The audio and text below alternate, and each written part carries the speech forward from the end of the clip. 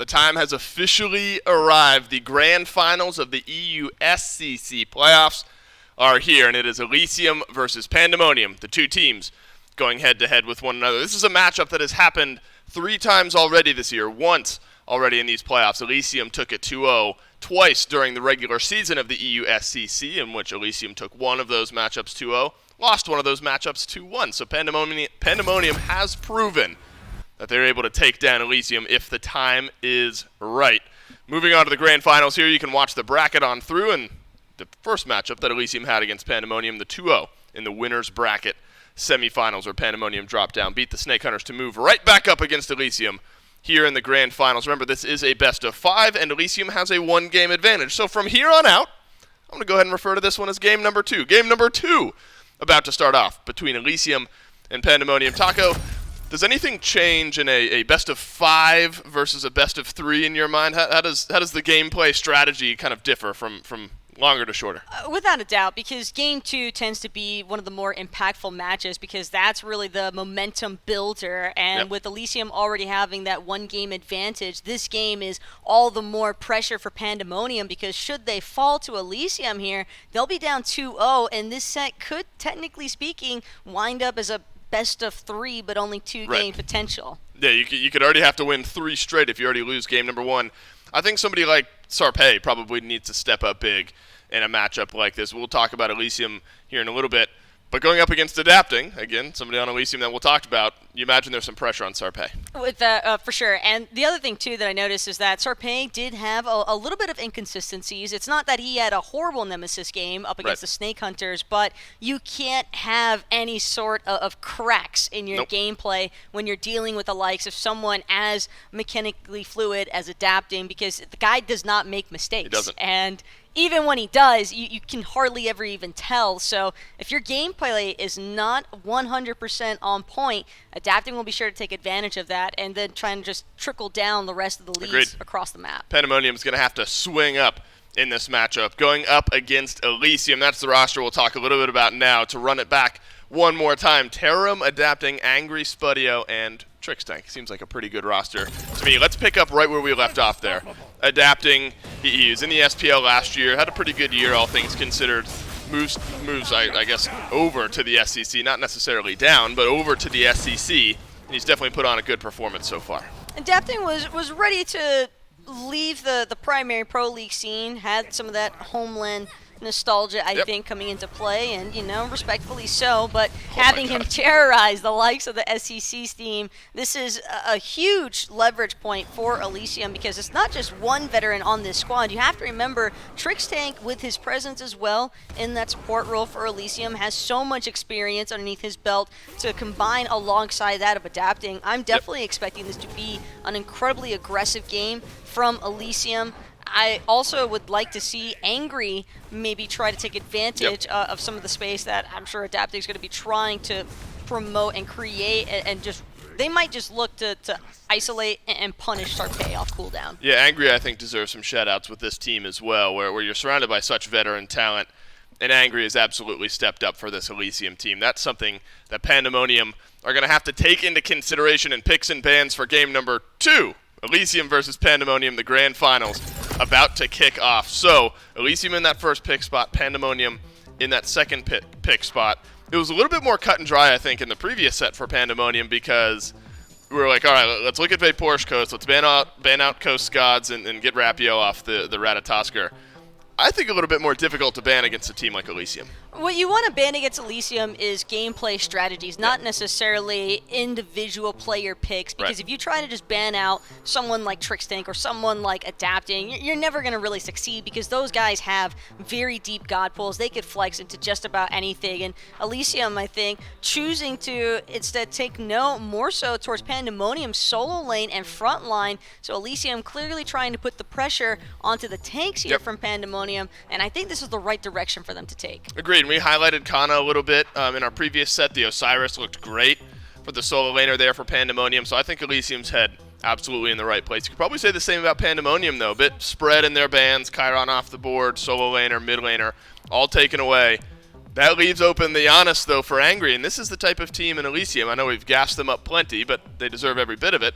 This is the type of team that can really effectively play around a god like Giannis. And Giannis is just such a relatively safe pick here, Dawson. He introduces so much map pressure as well, because you never know if he's going to be through spacing in time for the engage or just to get his team out of dodge. Right. It's just so much mobility already being introduced from this Giannis pickup. I like the response, though, from the King Arthur. Make sure that Pandamonium solo laner gets a nice solidified, strong lane matchup that you could maybe try and terrorize Terrorum with. You're right, with the Cullen off the board, the Osiris off the board, King Arthur has got to be the next one up there out of the solo lane. So I'll be interested to see where Elysium end up going with the solo lane. We've seen some flexibility then in that regard a little bit later on. Giannis, Heimdall, Terra seems pretty good to me, the first 3 picks here for Elysium. I'm gonna assume this is Terra support. We saw, was it you and I think we were casting when we saw the Terra solo lane game. The Deathwalker, yes. So that's in the back of my mind, but I think probably safe to assume it's a Heimdall Terra duo lane. Deathwalker Terra is a little bit more unique to him specifically. This seems a lot more like a heavy execution comp from Elysium, though. But these are players that I think are more than capable of pulling something like this off. Plus, Trix Tank, I think, does have a little bit of comfort as well. We saw him when he was last in the Pro League playing a decent amount of Terra. That's still carrying over now because Terra does have a lot of crowd control set up. It's mostly the root and the AoE that she's able to work with around the objective control play that I think Elysium are trying to pose the most threat here against Pandamonium. Definitely, and a popular response back in a lot of the support regards when we've seen sort of support-centric, Guardian-centric bans that we do see from Elysium with their final 2 is this Xing Chen. Started to see a little bit more play. Pandamonium specifically has seemed okay, grabbing this pick for themselves. And in our talking about adapting, though, if we're going to jump back to Elysium, all of the highlights that we played, for good reason, we're adapting on this Fenrir. He's able to impact the game so heavily on this type of pick. You round out the draft with a Guan Yu. I think Elysium are probably happy with their 5. And that kind of goes back to the discussion that I was just having, where for Pandemonium, the focus should be around stripping away gameplay elements for the team fight in general. I do feel as though they might regret letting Adapting have this Fenrir because he does have a lot of harassment potential against the Jingwei and the Soul. Both the Disapparate and the Agility can be followed by that Brutalize. Even if Adapting's taking some damage from the Disapparate, I think he's willing to forfeit it knowing that he's got enough follow-up riding behind him that could certainly seal the deal on any of those kills. And an intriguing jungle pick to play opposite of the Fenrir is this Bakasura for Sarpei. We've talked about how pivotal a game 2 is in a best of 5. Pandemonium, they're coming in. You got to make a big mark now against Elysium. Is Bakasura the answer? He might be flying too close to the sun with this Bakasura pick. There is a lot of AoE control from Elysium. There's also a lot of interrupt for the likes of Bakasura, even though he does maintain CC immunity when he first drops that ultimate and has a large cripple, which could be useful against the likes of a Heimdall and Giannis. I'm just skeptical that he's ever really able to find those pick situations to actually really make this Bakasura benefit the team. This is the type of situation where it might be a bit of a ticking time bomb that Elysium have to deal with. Game number 2, Elysium versus Pandemonium. Grand final starts right now. Well, thank you, Dave and Taco on the desk. Elysium and Pandemonium. Elysium has that 1 game advantage. J-Mac and Gormizer here with me, joining in on this EU finals. Someone's going home with a little bit extra cash on them this time around, Gormizer. Yeah, a lot on the line for them, and Pandemonium unfortunately had the experience of a 2-0 against Elysium yesterday, despite, I would argue, some good performances. I think Sarpei, the very beginning of Game 1 yesterday, was very Pandemonium heavy. It was every other minute, though, of that set that was very Elysium heavy. And it becomes a lot more pressure now. I mean, you just played through the lower bracket. You were facing an elimination game there up against the Snake Hunters. It's a place where Elysium has even been pushed to Game 3 against them. Now the question is whether or not you can take back 3 in a row up against Elysium. Yeah, this... now, we've seen Elysium's played throughout the season. Losing out, 2 games, maybe not necessarily in a row, kind of hard to do, but I think taking 3 in a row from Elysium might be one of the hardest tasks that any of these teams have the chance of even attempting to accomplish here. Especially, looking at the draft here, how are they even going to deal with all the healing that's been built by this team?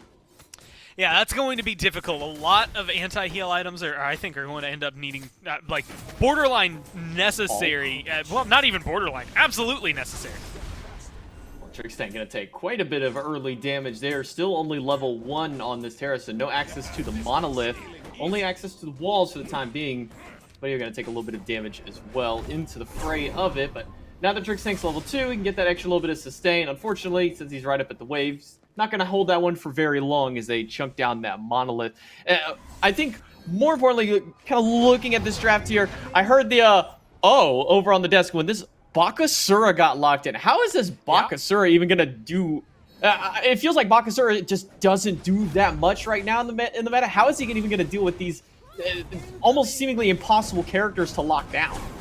Well, let me take you to a trip last year and introduce you to a jungler named Johnny.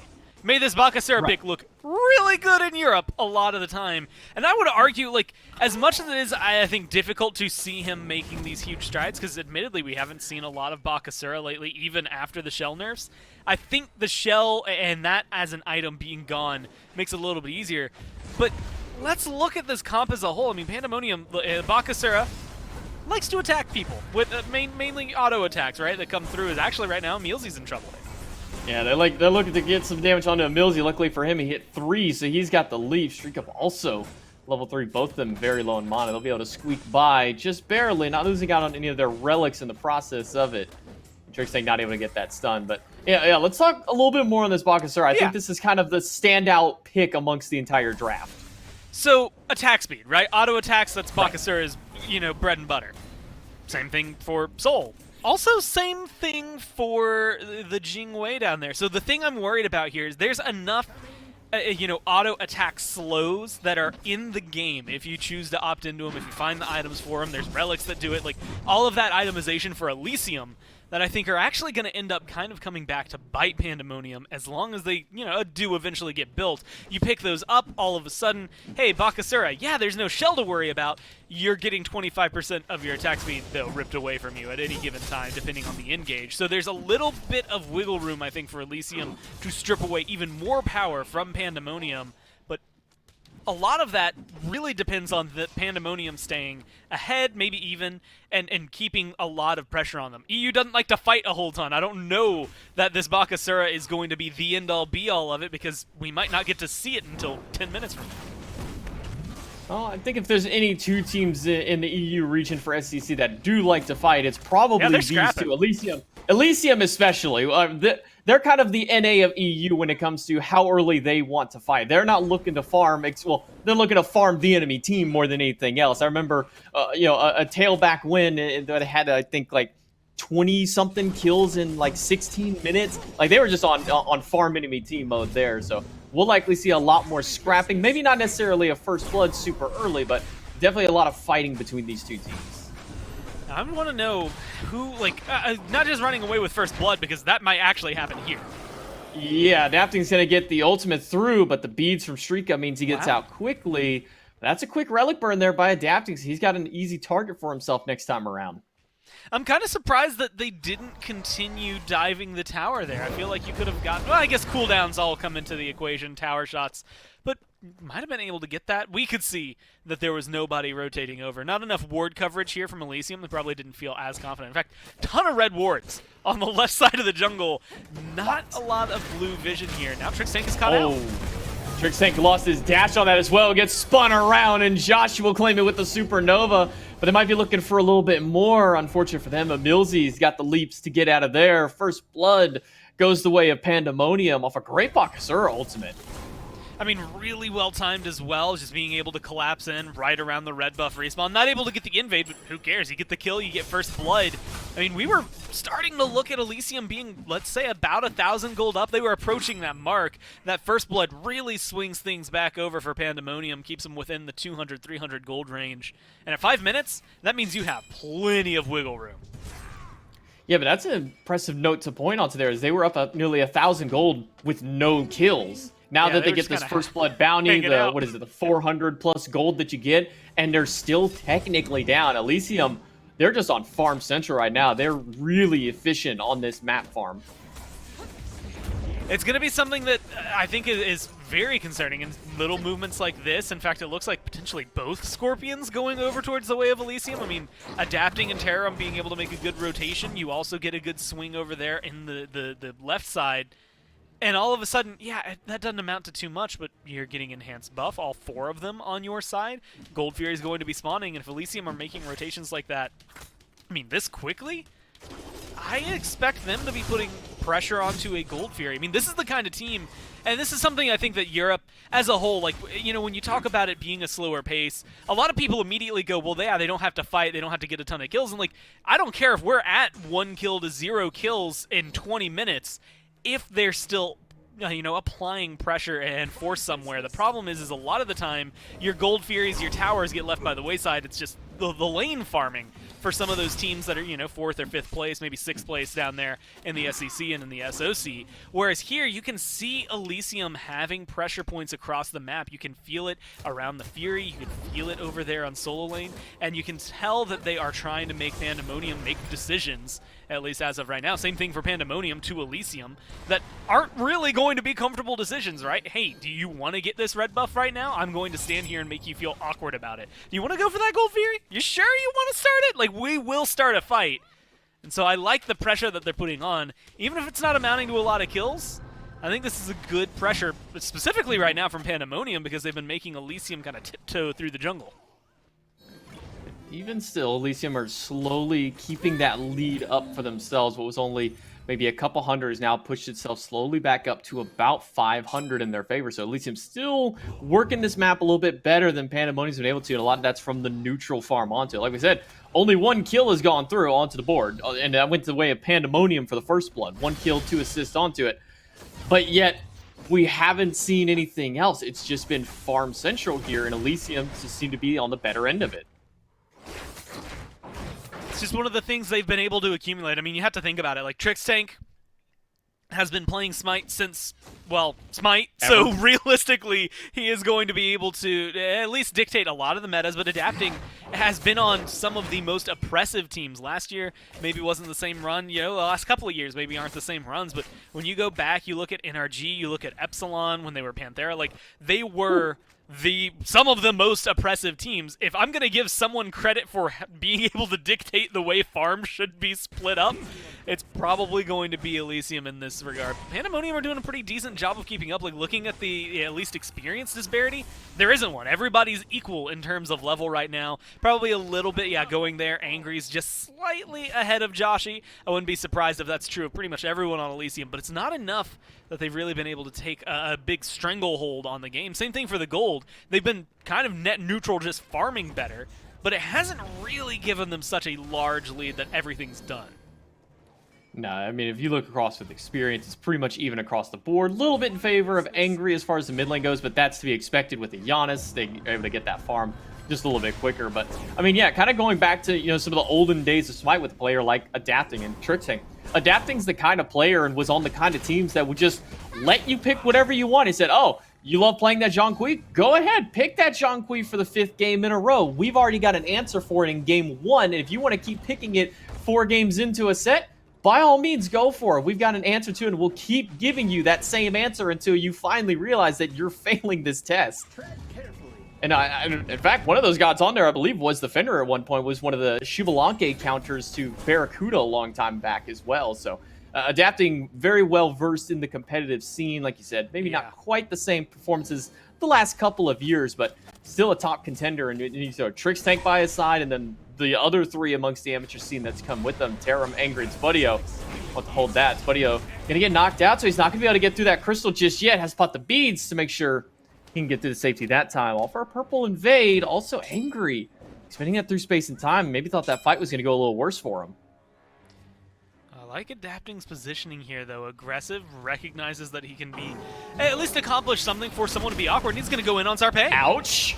Ouch. Adapting has like 20 health by the time he gets out of that. Maybe even that one. Sarpei decides to put him into the ground, gets a nice little leap on top of that with the takedown. Millsy also on a sliver of health, but he's going to make it out. Trixtank low in health, low in mana, going to get a nice proc there from his own ultimate.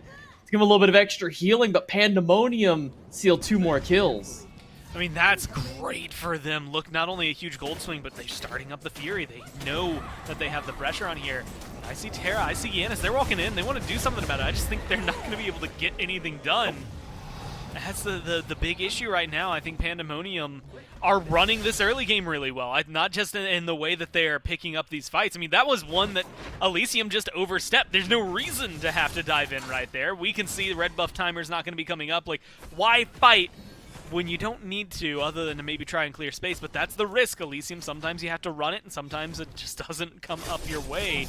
Pandamonium recognizing this early game, let's say mid-game now, we're approaching level 12. This is really where their strengths are going to be able to shine through. And they've got a really good late-game team. I mean, I'm thinking of towers, anything that stands in front of Pandamonium, tanks, they're all going to get shredded faster than they could possibly imagine. But the grouping from Elysium over the next 5 to 10 minutes is going to be a lot more devastating, I think, than what Pandamonium has had to face so far. All of their gods scale a little bit better over the time and over the course of the game. The kind of combination 5v5 that Elysium have picked up and drafted here, I think feels better in a team fight. And so there's a lot of pressure on Pandamonium to keep up what they're doing. But what they're doing right now is pretty damn great. So if they can keep it up, I mean, I wouldn't be surprised for a 25-minute game with them being able to come out on top. I mean, when you can get a 10-minute vibe check on Adapting, I mean, Adapting literally jumped in and then had 12 health to his name. And that was the end of that story. I mean, he walked in and realized, oh, this team kind of hurts. Immediately had a Ragnarok out of it. And I think now he's kind of understanding where the damage check is onto the flip side for Pandamonium. They're up 3-0. About 1,500 gold, just a little shy of there for the time being. Mostly off the back of those 3 kills and that Gold Fury they got onto the flip side of it. Mid camps go the way of Pandamonium as well. The Millsy just going to leap over the wall, make sure he doesn't get stunned out there by Trick's tank. Solo laners, they're existing. That's really about all we can say for solo. And now Taram and Kana haven't really made any attempts to rotate over to these fights just yet. Well, I don't mind looking at specifically the Guan Yu King Arthur. Like, it's a weird matchup that we didn't really get to see a whole ton of. Like, you know, Guan Yu beginning of Season 8 SPL, even in the SCC when it started, one of the biggest draft, like, first picks anytime he was getting banned. I mean, he mattered. And then 3 weeks later, from what I remember, I don't think that many changes. Maybe there were a couple of nerfs thrown his way, but not a lot, and he's just gone. King Arthur, Cullen rise up to the top. King Arthur, I think notably just kind of was always good not being picked up in regards to where some of the other solo laners were. But then last week we saw Haddock specifically picking this up, this Guan Yu. We've seen it a couple of times this weekend. I think it's going to feel good in the team fights. Oh, Taram gonna stand his ground even though he loses blue buff. Trix ain't gonna break the monolith, dash through space and time, off the mark, up onto the cavalry charge goes Taram, looking for Sarpay. He's gonna get the stun onto one, the follow-up stun after, and Angry will seal the deal with the unstable vortex. Adapting picks up one with the Ragnarok, but it was Kana. Spin to win comes out for Emilzy right into the clutches of the Supernova. Joshi will take him down, and Trixank forced to dash away with the breaking of the monolith. They make that a 1-for-1 trade. The junglers both taking a fall. Yeah, jungle for jungle, but at this point, as weird as it is to say this, Sarpay may be worth a little bit more just because of the accomplishments they've been able to have, but looking at the levels again and the way the gold has been shaking, it's just that gold difference between the two, that I guess total net worth at that point that you're starting to factor into it. Ultimately, still feels like it's a little better for Elysium since they were behind, but not the way they would have liked that fight to go. If they could ideally get that going, keep Adapting alive, even just a single pick is better, especially because when it comes down to relics, I see 3 pairs of beads that were burned, J-Mac. Elysium do not have the same stay potential for another 2 minutes, essentially, that they had before. And guess what's coming up within that 2 minutes? Oh, look, another Fury. There's a Pyromancer. Like, a lot that's on the board that I think Pandamonium can take advantage of now. Yeah, I mean, especially when you look at the comp that they have for it, 3 basic attackers that are all very strong, and even worse as the game goes on as far as how much damage they can put out. I mean, insane amounts of damage that Joshi and Streakum can do to any objective, any structure. So they're going to have to keep their eyes peeled on those objectives, get those wards up there sooner rather than later, because you blink for a second and those objectives are going to be gone. No Frenzy picked up here by Millsy. Instead, he's opted for the Cursed Ankh. Just going to continue to double down that anti-heal, which is only the second anti-heal item picked up so far, but it feels like they really haven't needed it as much just yet. This is where things are going to get a little more, I want to say, intriguing for me. Trickstank has yet to pick up a second relic yet, and actually now, Adapting's getting aggressive on the Kana, and Mealsy's in the neighborhood as well. Oh, Kana, he's going to get out of that tower and away from the through space in time quickly, and Millsy going to fall through the portal, take a little bit of damage, but nothing that he's too worried about. In fact, he'll sidestep the unstable vortex as well. Adapting, going on top of Kana, the Earth and Fury comes down. The Supernova slams into 3. Tarum gets a 3-man cavalry charge, but he's in the middle of 4 of them, and Kana with the spin will take him down. And immediately, Trickstank has to retreat back to the safety of the Tier 2 tower, Adapting in the Tier 1. And what looked like a great initiation from Elysium turns on its head. Pandamonium get the advantage, and it looks like they'll get that Pyromancer too. I mean, this is a good pickup for them. A lot of power that's going to come their way. A little bit of gold that's going to line their pockets. I mean, it feels good, right? Angry, I think, was trying to do their best in order to at least show some presence over there by the Pyromancer. But this is, again, where things are getting a little more interesting to me. The groupings coming through. Pandemonium's not having an issue with the healing, but I do still think that healing's going to become more problematic as this grouping starts to really, really coalesce. When we see Tarum now, this Soul Gem for Angry plus Trickstank all in one area. Lifesteal just now with the Aussie being online for Spudio. So I still want to see maybe a little bit of anti-heal over there. And they do get the Cursed Ankh, and Mealsy picks it up for a second relic. And that's kind of where my mind was drifting, was the second relics for the supports. I had mentioned earlier, and we've kind of touched on it a couple of times, the auto-attack nature of Pandamonium, the healing nature of Elysium. And you can see the healing nature being attacked at least a little bit there in that Cursed Ankh that's going to be coming through. Potentially a Pestilence maybe up there for Kana as well. So they're still building into it. Divine Ruin's already online. They recognize and acknowledge the problem, and they're trying to deal with it. I'm looking towards Witchblade, what is it? I guess Horrific Emblem as well as its upgrade.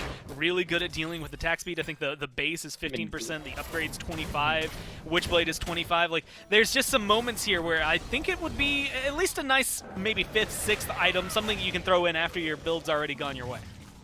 Oh, Trickstank gonna get picked up by the King. Arthur already down to half health through space and time, clips through 2, and makes them think twice about running down Trickstank here, so.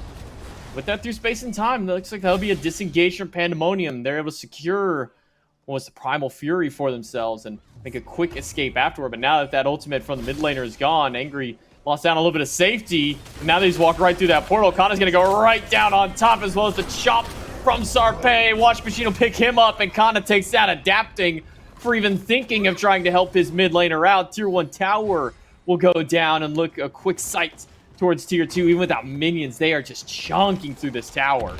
Honestly, Snake Hunters might have pushed them to the edge, but maybe that was the benefit that Pandemonium needed. They have all cylinders rolling for them right now. I mean, look, J-Mac, as much as I want to talk about the fact that Elysium has been the best team so far in Europe, Pandemonium has always given them a little bit of trouble regardless of that. Yesterday kind of felt like the exception, but now you're looking at this, and you're seeing a team that is just rolling over them. I mean, they've got, what is that, 5,000, 6,000 gold and still climbing as they continue to knock it down. I mean, look at all of the gold still on the map. 2 Tier 1 towers, that's going to give you 1,000 minimum, but then you've got another 3K back there and the 2 Tier 2s, so a lot that you're going to be able to pick up, and that's without a Fire Giant. None of those have happened yet. There's so much wiggle room for Pandemonium to control this right now.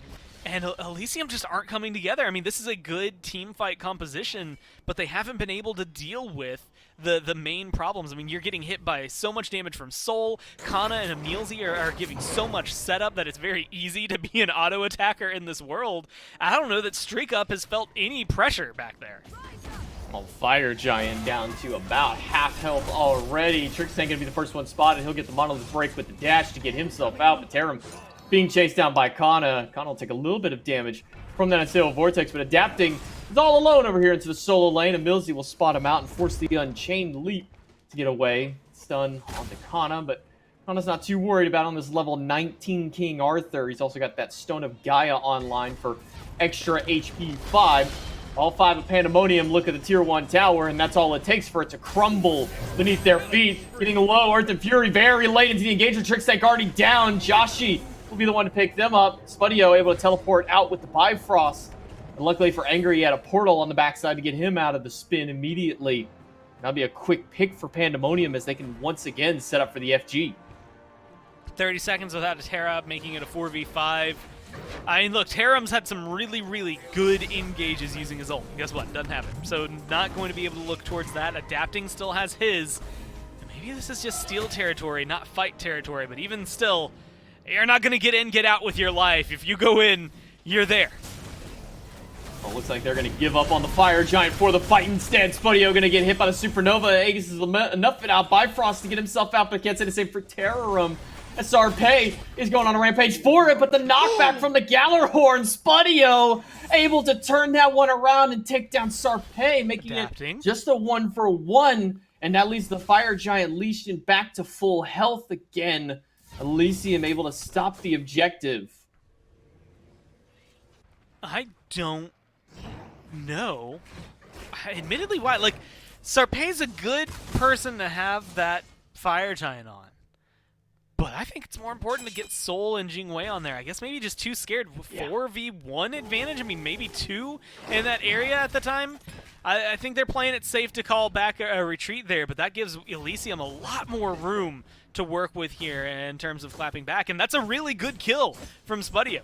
Those haven't been happening often. They've got 2 total on the board. It has not been a very, let's just say, successful game so far for Elysium. I mean, they're down 6,000 gold still. They're definitely going to be feeling it, but that opening that has now been created gives them an opportunity to try and tackle and figure out what is going wrong with these team fights, and a lot of it feels like the engage. Pandamonium just have way more to start a fight and to continue a fight than what we're seeing Elysium do. They've been able to close the gap, start getting the fight rolling, but the follow-up and anything like that has really been where they struggle with it. It just doesn't feel like they're fighting together so much right now. Now they're going to have to defend another Fire Giant. Trixang gonna walk forward. Has the Monolith on the back side of it. It's gonna throw out the wall just to dissuade anybody from continuing through. Fire Giant still leashed, but finally will be dropped by Pandamonium as all 5 finally leave the pit for it. But Angry uses through space and time very early on into the fight, and he's got a decent amount of cooldown, so he'll get that back up very quickly. But if Pandamonium want to fight, now might be the time for them to take it. Millsy down to almost half health. Kana just pushing Tarum and adapting away. He's gonna force the leap out of adapting. Tarum down to about half health now on this Guan Yu. Not quite as tanky as he might realize, because it just feels like Kana is just doing so much to him. Blink in via Mills. He's going to get the beads out of Spodeo. Cursed Off goes out from a Millsy to stop some of the healing coming from this team. Forces Tarum and Trixang to separate from the carries for just a short time. But that looks like it's going to be the disengage for Pandamonium. Now that Ankh is down, you're going to be feeling it. Look, you still have Pestilence, still Divine Ruin. Enough, admittedly, to make sure that the anti-heal exists, but look at what Elysium have done. They're back to full health. Triple stun by the solo layer. Kana sets up for Sarpe to just tear through Tarum, sends him right back to the fountain. That might have been the best King Arthur 20-cost ult I've ever seen. Blinked and stabbed 3 of them with it. I literally blinked and Tarum was dead. Like, I am not kidding about that. I closed my eyes for a fraction of a second, and his health bar disappeared before I could open them again. I mean, just completely decimated, but now the Fire Giant's low. Well, Trixtank is going to try and stop them. Pulls him out the Fire Giant yet again. Trixtank is low on the backside. He will fall to Streak Up. Adapting is still here to dissuade them yet again, but Fire Giant didn't go back up to full just yet. In fact, it's sitting back down to 10% health. Angry not going to be able to stop them this time around. He used his portal and his ultimate. Now he's going to have to escape and retreat back to the mid lane. Adapting just going to go for a little bit of jungle farm steal. But they're leaving all of their structures wide open. A newly found Fire Giant after what felt like probably 6 minutes of back and forth for these two teams. Pandamonium finally come up with the objective and are now starting to make their way to the Phoenix. I mean, they have to defend this Phoenix if Adapting gets that tier 2 to make this worthwhile. Otherwise, they get a tier 2. Admittedly, an exposed Phoenix now on the side of Pandamonium. That's what Adapting opens up there. We saw this kind of playstyle. I think it was the Valkyries that were doing this a few times over the last few weeks of the SBL there. And it didn't work out for them pretty much at all. I don't think anybody was successfully able to make a trade like that that was truly favorable for them. But it is, in theory, going to be better. Are you going to defend that naturally when you know all 5 of them have Fire Giant and you've been losing every team fight? I mean, it's 11-2. Maybe, maybe not. Probably not is really the bets that I think Elysium are taking there. And so what can they do? Well, let's try to get some gold back in our pockets, go knock down a tier 2. That's going to give us all at least a little bit to finish off some items, maybe get some wards, whatever. bounce them back, let them get the Phoenix, whatever. We'll push up right lane. We'll try to get this tier 1, and we'll deal with the minions as they come at us. Because right now, I mean, Elysium, they weren't in a position to make a power play. And they're still not in a position to make a power play. But they are in a position to force Pandamonium to waste their Fire Giant time. They have 2.5 minutes. If they can get them away from a Phoenix, away from the base of Elysium in general, then that's a big win for them. The problem is it doesn't seem like they're taking the bait. And now these minions are starting to tear down mid and tear down left. Yeah, and Joshy and Streakup will make sure to tear down that left tower just by themselves. They don't even need the minions with that Fire Giant and a fully built soul, aside from that conduit gem not being maxed out just yet. But a 5 full item soul online. Streakup nearly at critical mass as well. Just needs to finish out their crit item. Yeah, towers, structures, they don't stand a chance as soon as a minion walks in. We'll see how much they're able to pump out onto it just for the time being. When we think that, but Trick's taking Terra, they're going to dive into the back line through space and time. Manages to clip Streakup. That's going to get his Aegis. He's going to be forced into the ultimate, but Terram is still on the chase. Streakup getting low, but Sarpay finds adapting, and Terram, that's a double kill onto the Bakasura. Angry has to go through the portal. Trick's tank under half, and Spudio low as well. They're not going to have much of a defense here at this Phoenix. A great attempt by the frontliners to try and slow them down, but it was fruitless in this endeavor because they lost 2 members on top of it. They lost the Phoenix, and with 2 birds taken down and the throne room exposed, Pandamonium are going to look to take a quick game here off of Elysium. Into the throne room they go. Titan already down to half. Angry not able to put out the damage to stop this one. Game number 2, technically here, going to Pandamonium to tie up the series. I was going to say, keep it 1-1. Now they're both in the same position, right? Win 2 games, you win it all. Lose 2 games, you lose it all. You're in a very good spot, I think, to continue pushing forward if you are Pandamonium. And I'm kind of excited to see what they can do from here on, just because they have presented... I mean, that was a better frontline game. It was a better jungle game. And as much as I want to give credit to Jingwei, Soul, Joshi doing really well there, they didn't really have a lot of pressure coming onto them. I mean, nobody got to the backline ever, and when they did, it was for 2 seconds before they got melted. This was a very big frontline differential game, and I think if Pandamonium can keep that up, then the power is all in their court. Yeah, I think that last little skirmish there by the Phoenix was kind of the telltale sign of frontline diff for them. We'll see what the Des thinks of that when we come back from the break. They'll break down that second game.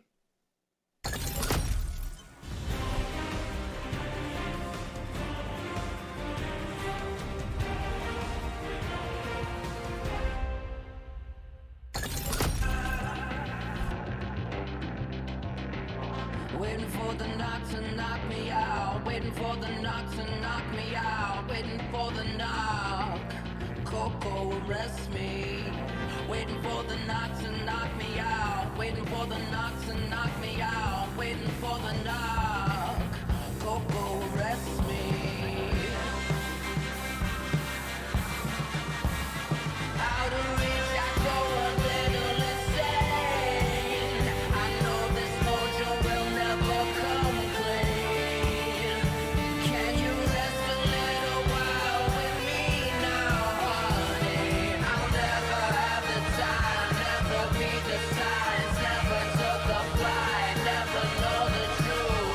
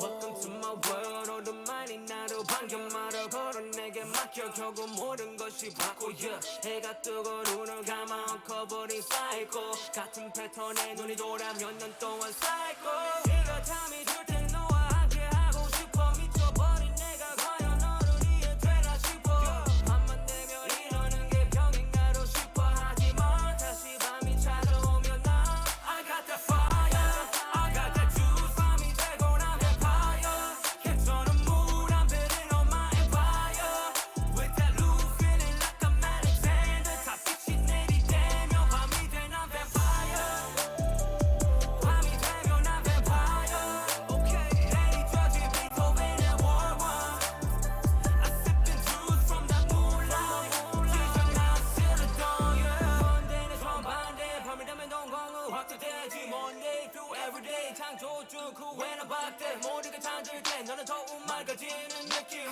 변한 끝에 살아도 평생 나는 지신 묶인 말하며 그새 내 삶이라 되는지 잡아봐 내가 어디까지 가는지 그걸 내 고리는 하고도 과연 내가 빛을 내지 못하는지 악마를 내가 가라앉기를 원하지 불꽃이 꺼지길 원해요 but 언제나 빛이 나니 정답이 뻔했지 정답이 I got that fire I got that juice 밤이 되고 난 vampire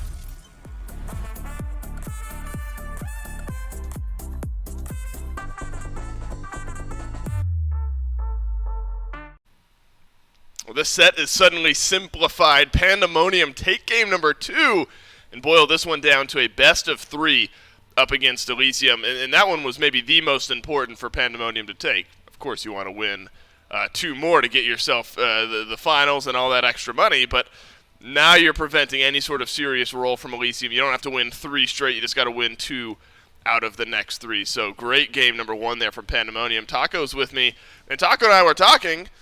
We were surprised it went that way. This Bakasura gets locked in. We're thinking this could be a very difficult matchup. Maybe feels like a bit of a fumble then from Elysium after game 2. Could be looked at as a fumble. Could also be looked at as just Emilzy doing a fantastic job to make sure to consistently burn relics so that this Bakasura pick could actually take off for Sarpei. Emilzy just did such a great job introing his entire team to these team fights because he would just oftentimes bait Elysium, particularly around some of those fire giant objective plays where Pandemonium Elysium didn't necessarily know how to react because you've got this Shinten blinking right in front of you, you've got him all up in your business, and then nobody else from his team is there. Okay, so you think standard reset time, totally normal, totally expected. And then the next thing you know, you've got the King Arthur jumping into the fray. You've got the Bakasura then looking for the final piece of that collapse.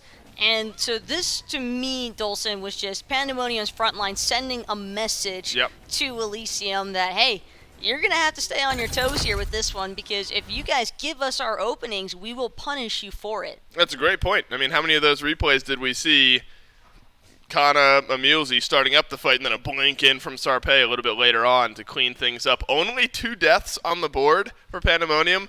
You'd assume it was probably the Bakasura given the aggressive in-your-face play style that pick has to play. Everyone else on Pandemonium goes undying. 20,000 damage. That's good for a top in the game from Kana. I think you're great to point out the King Arthur there. I don't want to say unsung hero because we definitely gave Kana some love, but bit of a hero then for Pandemonium in game number 1. So now Pandemonium might have a little bit of momentum going into game number 3 here. Obviously, this is a team in Elysium that we've seen sometimes stumble in again, that's technically game 2, but sometimes stumble in the first game they play in a set and then have to turn things around and bounce back. So you still have some confidence in the ability for this Elysium team to turn things around. Definitely a huge confidence boon for Pandemonium, but on that same note, you have to imagine that Elysium is not going to take too kindly to dropping this game 1, given that they probably wanted to have that 2-0 advantage. Yeah, of course, you'd love to have that advantage. Instead, we are 1-1 going into picks and pans for game number 3. You don't expect the Bakasura to come off the board, so I don't think that's something that Elysium necessarily have to pick ban around going in to game number 3 here. Instead, the Ymir continues to be a priority point throughout these drafts. I guess it's just potent enough in the right hands that you got to take it away. You can't let Emilzy have a pick like Amir, much like how Elysium just don't want to try and bother dealing with Kana on that Osiris, especially given the strong showing that he had in his last set. It makes perfect sense to me, Dolson, why a lot of these pressure picks are being stripped away. And the Shinkten is a fun little asset added to the banning phase here for Elysium. And it makes sense, Dolson, because again, all that Bakasura success, I think, was largely credited solely to the fact that Emilzy was doing a fantastic job burning the actives. Yeah, and how cool, I mean, really, if you want to zoom out, how cool that Emilzy's been able to join this team. Feels like Pandamonium kind of got a facelift, a second lease on life this team has had, and definitely showing up here in the grand finals, at least so far against Elysium. Chiron is going to get picked up on one side, Sol then over on the other side. I think it had to be a King Arthur ban then from Pandamonium because the Osiris gets taken away. Cullen is off the board as well.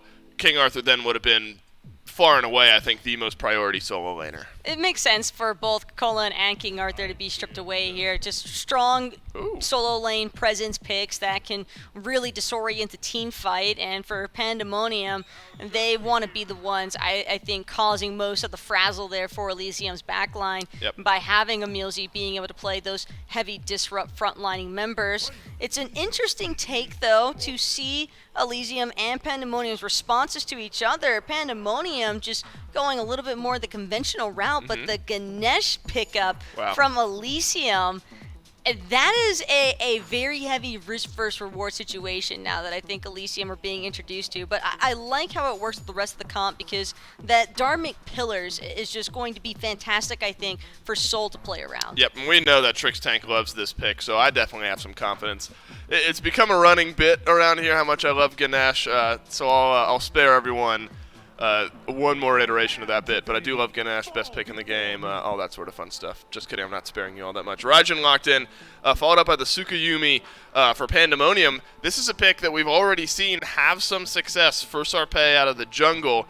We have to wait and see how Elysium will round out their draft, but so far, maybe just on an island, is the Suku something that you're interested in and you're excited about? This is very similar to what Pandemonium just ran against the Snake Hunters in their last set. Dolson, I believe the only switch up being that Fafnir was a different support, can't recall which at the top of my head, but the Raijin, the Chiron, the Tsukuyumi, that is a lot of burst damage and impossible to escape dive potential if that Suki can be accurate, which they do tend to be at this level of play, so should certainly be an interesting shakeup and might even be Tsukuyumi solo based off that Daji selection.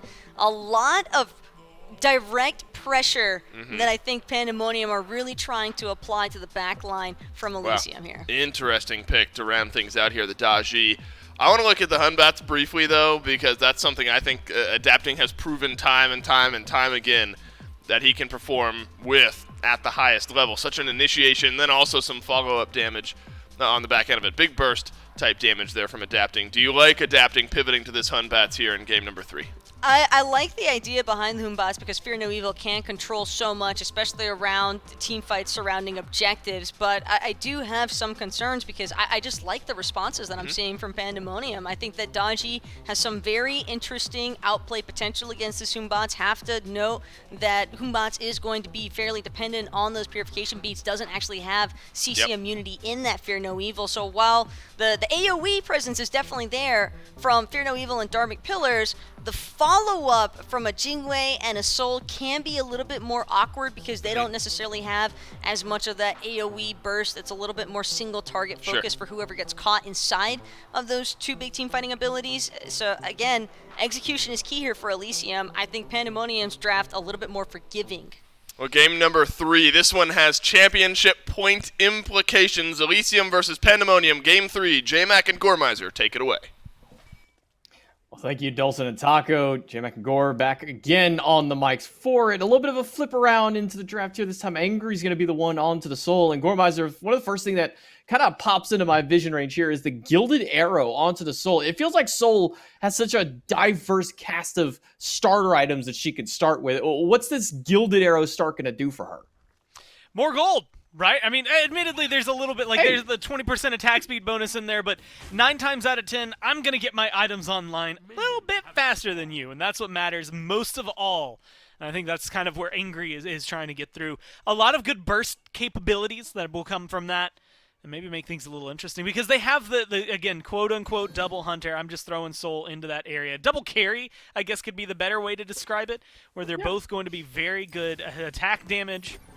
A lot of focus on it. Again, tower burn as well as objective burn in general between those two. But when you look at the other side, I don't know how well it's going to hold up overall. Like, I'm really interested to see Angry and Spudio and how they can traverse this, because I think they have some very capable gods, but there is a whole lot stacked against them on the side of Pandamonium. It's all dependent on Sarpe, but I'm going to give a lot of credit over there to Sarpe, because Sarpe's had a hell of a weekend. Like, a couple of games that maybe haven't quite gone the way, but one of the losses yesterday versus Elysium was still like 7-2. Like, Sarpe has been very consistently solid for this team. And kind of talking on Sarpe, this dodgy 10th pick, on the desk they were seeing the Tsukiyomi, and, the kind of initial thought is, Tsukiyomi into the jungle. Sarpe's done well with it, but then that 10th pick dodgy, kind of how does that dodgy flex into this composition against what Elysium is drafted? How well does she kind of fit in here to deal with them? Well, look at where the power points really were, right? Adapting Trick Tank don't have CC immunity, so they're going to need those purification beads. Right now, Spudio needs life. Well, luckily he's a Jingwei, so he'll get out of there no problem. But does end up losing out his purification beads onto it.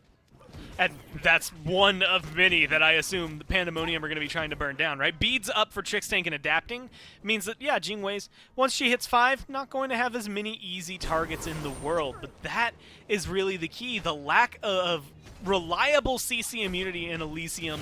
Yes, Spudio has it. Technically, Angry has it. Terram has it. So they're going to be mostly safe. But Trick Tank adapting are going to be taken apart. And admittedly, if you can take down those two, it feels like you start to pull out the carpet from underneath Elysium. Yes, Terram gets away a little more often, but then how much is he able to accomplish if he's forced to be dodging that Jingwei, or sorry, that dodgy? And so that makes things a lot more interesting from Sarpe's perspective, because in my mind, Sarpe doesn't even have to, like, Sarpe could be 0-10, but as long as Sarpe is burning those beads consistently enough that his team is able to win the fights, it really won't matter what their KD looks like because of the impact they're having elsewhere. Well, it feels like Streakman and Millsy have kind of let off on the gas pedal a little bit into that duo lane. You saw him basically trying to poke Spudio at the depths of his tier 1 tower when he came back after that initial fight. And now they've kind of let up just a little bit over this duo lane. I'd like to see maybe a rotation over here by Sarpe as soon as they hit level 5, if they can get it before Spudio can, see if they can maybe get something with that ultimate. But let's see if that time comes. Spudio and Trick Tank kind of en route to hit that 5 before Sarpe has a chance to. But for the time being, Streak Up will just make sure to keep the pressure up for themselves. Use a little bit of that training exercise. Make sure to keep them topped off in the lane and keep them ahead as far as it goes. Looks like they're trying to kind of fight over this Alpha Harp. So Sarpe has rotated over. Level 5 now on the dodgy.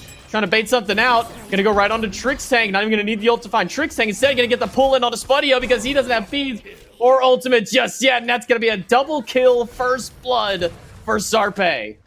I mean, you just come in, you brush the dust off your hands. It's exactly the kind of rotation you want if you're Pandamonium. A great way to start it off. Last game, we were talking about the fact that their first blood just kind of equaled out what was a small lead Elysium had been able to pick up while farming. Elysium hasn't had the time to get that lead just yet, so that is a massive swing for Pandamonium.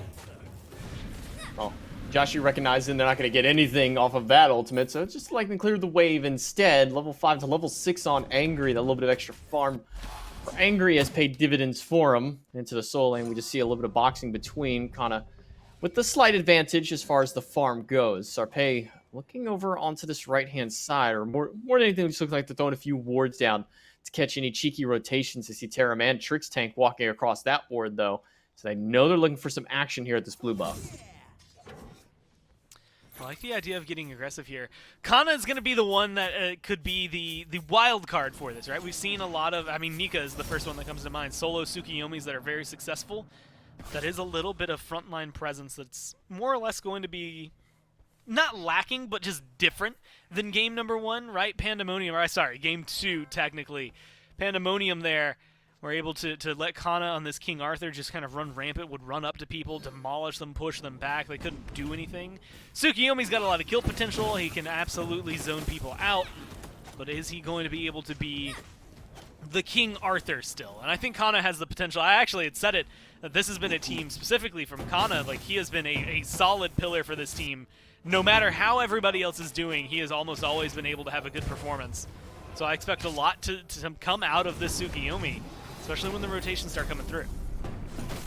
Spudio just does not get a break in this duo lane. Streak Up playing very aggressive on this Chiron, letting Spudio know that this is not a free lane for this Jingwei. Despite the fact that you are playing Jingwei, you don't get to just have it easy here in this duo lane. A little bit of fighting over for this last mid-heartbeat, and Milsey going to walk forward. Trick's Tank to take a bit of damage while dropping down the Dharmic Pillars off Joshi. Angry going to walk through and find him with the Stellar Burst after Milsey forced into the transformation, but immediately with a Fear No Evil on the back end, adapting. Not able to get enough damage online to take down a Milsey, so they'll get one for the trade.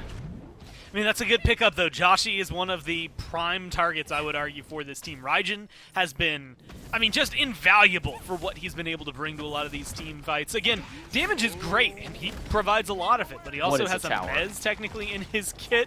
He also has a, I guess a Fear and a Taunt that comes through. Not only that, like you kind of said and highlighted, they get a tier 1 tower on top of that. That's a huge, worthwhile fight there for Elysium. And this feels much different in terms of the last game even, just the way that these teams are willing to kind of step up to the line and knock it out. And admittedly, I'll throw this one out there for you, J-Mac. This is more or less how best of 3 sets against Elysium go. If you take game number 1, they kind of treat it like a warm-up game. I still think Pandamonium are going to give them a lot of trouble throughout all of this, but they have, I mean, even earlier this week, what was it, Friday, they have a very strenuous, difficult loss for a game 1, and then by game 3, they're winning in 17 minutes. I mean, it is a very, very quick turnaround. This team's good at adapting. I guess maybe pun intended, pun not intended, but it's there, so deal with it. I think that Elysium is going to be a difficult opponent for Pandamonium because of their capabilities throughout a set. So all that pressure they had early on needs to keep up, especially like right now.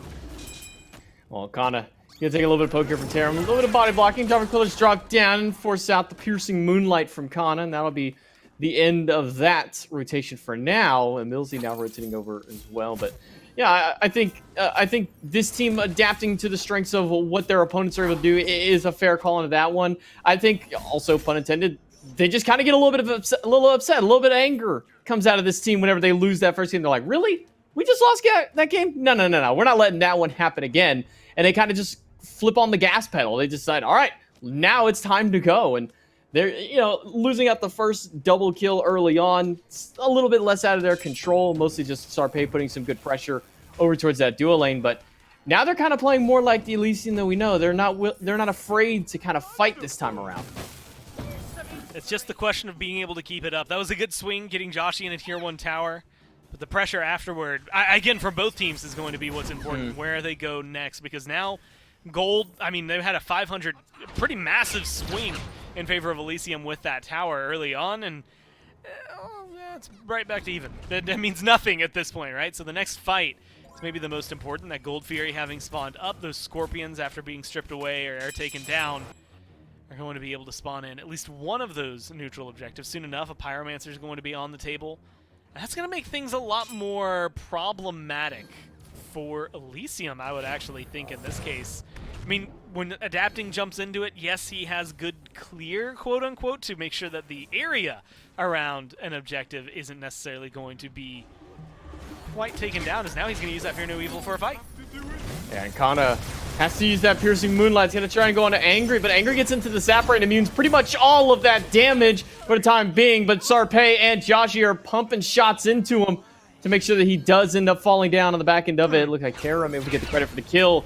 But they still trade out into 1-for-1 here. Angry Go falls down, but they get Kana in response. Might be looking for more. Trickstank kind of blocked off there. Not able to go through that wall, unfortunately, Trickstank. He's going to get slammed down by the shots of the Centaurus. Streak Up able to take that one down, make it 2-for-1 now for Pandamonium. Maybe looking for 3.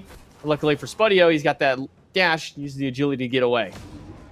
Well, I'm thinking I see Coerce coming through and a Gold Fury that's ripe for the taking. Raijin's in the area. I don't know, Jingwei's over here. Maybe they just let this one pass as it is. Yeah, the deform going to be coming through. There's a lot, though, that comes in. Again, adapting has the capabilities, Fear No Evil, to clear out an area, and he used it for that fight very much appropriately. That CC is so crucial, and I see 2 pairs of beads. I mean, you're guaranteed Emilzy, Sarpe, Kana. If you hit any 3 of them, they're going to be locked down for the duration of that fear. But that's really your best team fight, really maybe best objective fight. Like, Angry's ult's good around objectives, Spudio's can be good around objectives, but they're not necessarily the end-all be-all. Like, when you lock in Soul, you're not talking about her ult around a Gold Fury. That's not where she is going to be able to showcase a lot of her strength. It comes from that auto-attack nature. Joshi has good team fight potential. Maybe, you look over to Pandamonium and, you should have the same thought.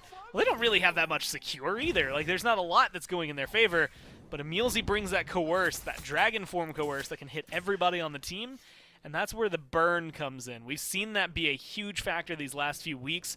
Fafnir's almost skyrocketing to one of the top picks in the support role because of what he can do. I mean, think about what Frenzy can do, and then just make it on a much lower cooldown. Maybe, slightly different effects overall, but just giving your entire team that attack speed buff, being able to completely burn down an FG and half the time it would take otherwise, makes things a lot more appealing for Pandamonium when it comes to these neutral objective engagements. Now, one thing I'll kind of pose to you is, last game it was a matter of the anti-attack versus the anti-heal kind of question onto there. How much anti-heal is necessary to stop Elysium versus how much anti-attack do you need to go up against this basically triple basic attack comp that Pandamonium have built? Well, now we kind of flip it on its head here is, do they need some anti-attack for Pandamonium to go against Elysium this time? They have the Soul, they have the Jingwei. Hunbots, while a lot of ability, I would kind of classify them as that kind of mix, as basics can do a lot. Do they need that anti-attack to go up against this comp?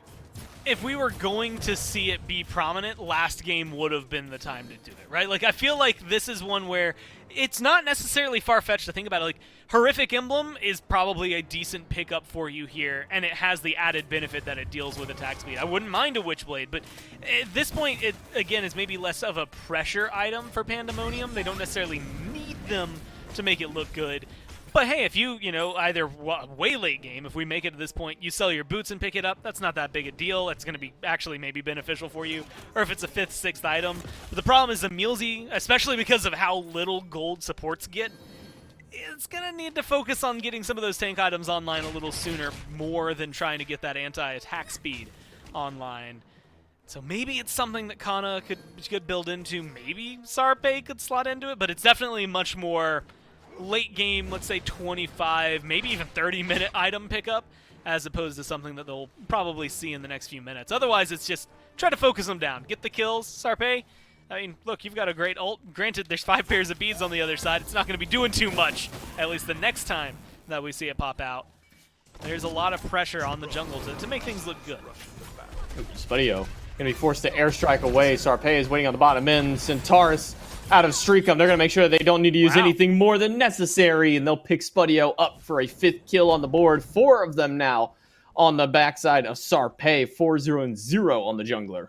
Now, I am a little worried because the way things have been going, Pandamonium are playing this great. I'm going to preface everything I'm about to say with the fact that I do think what they're doing is great. They have, however, been in this kind of position before, and I've seen them lose from this kind of position before. And it's only when Sarpe specifically is just like the only one that seems to be popping off. I think over the next couple of fights, I want to see... I mean, Joshi was a huge part of that one. Like, the damage that comes through, Streak Up being a huge part of that as well. Like, there's a lot, I think, that is going to be applicable to the other members of Pandamonium. But it's, I think I used to like using the phrase diversifying your targets. Right now, you kill Sarpe, he's a huge bounty. 4-0, absolutely they are going to be worth a lot of gold to you. If you kill off Joshi, still worthwhile, still a great fight, but not quite as much as if you kill off Sarpe.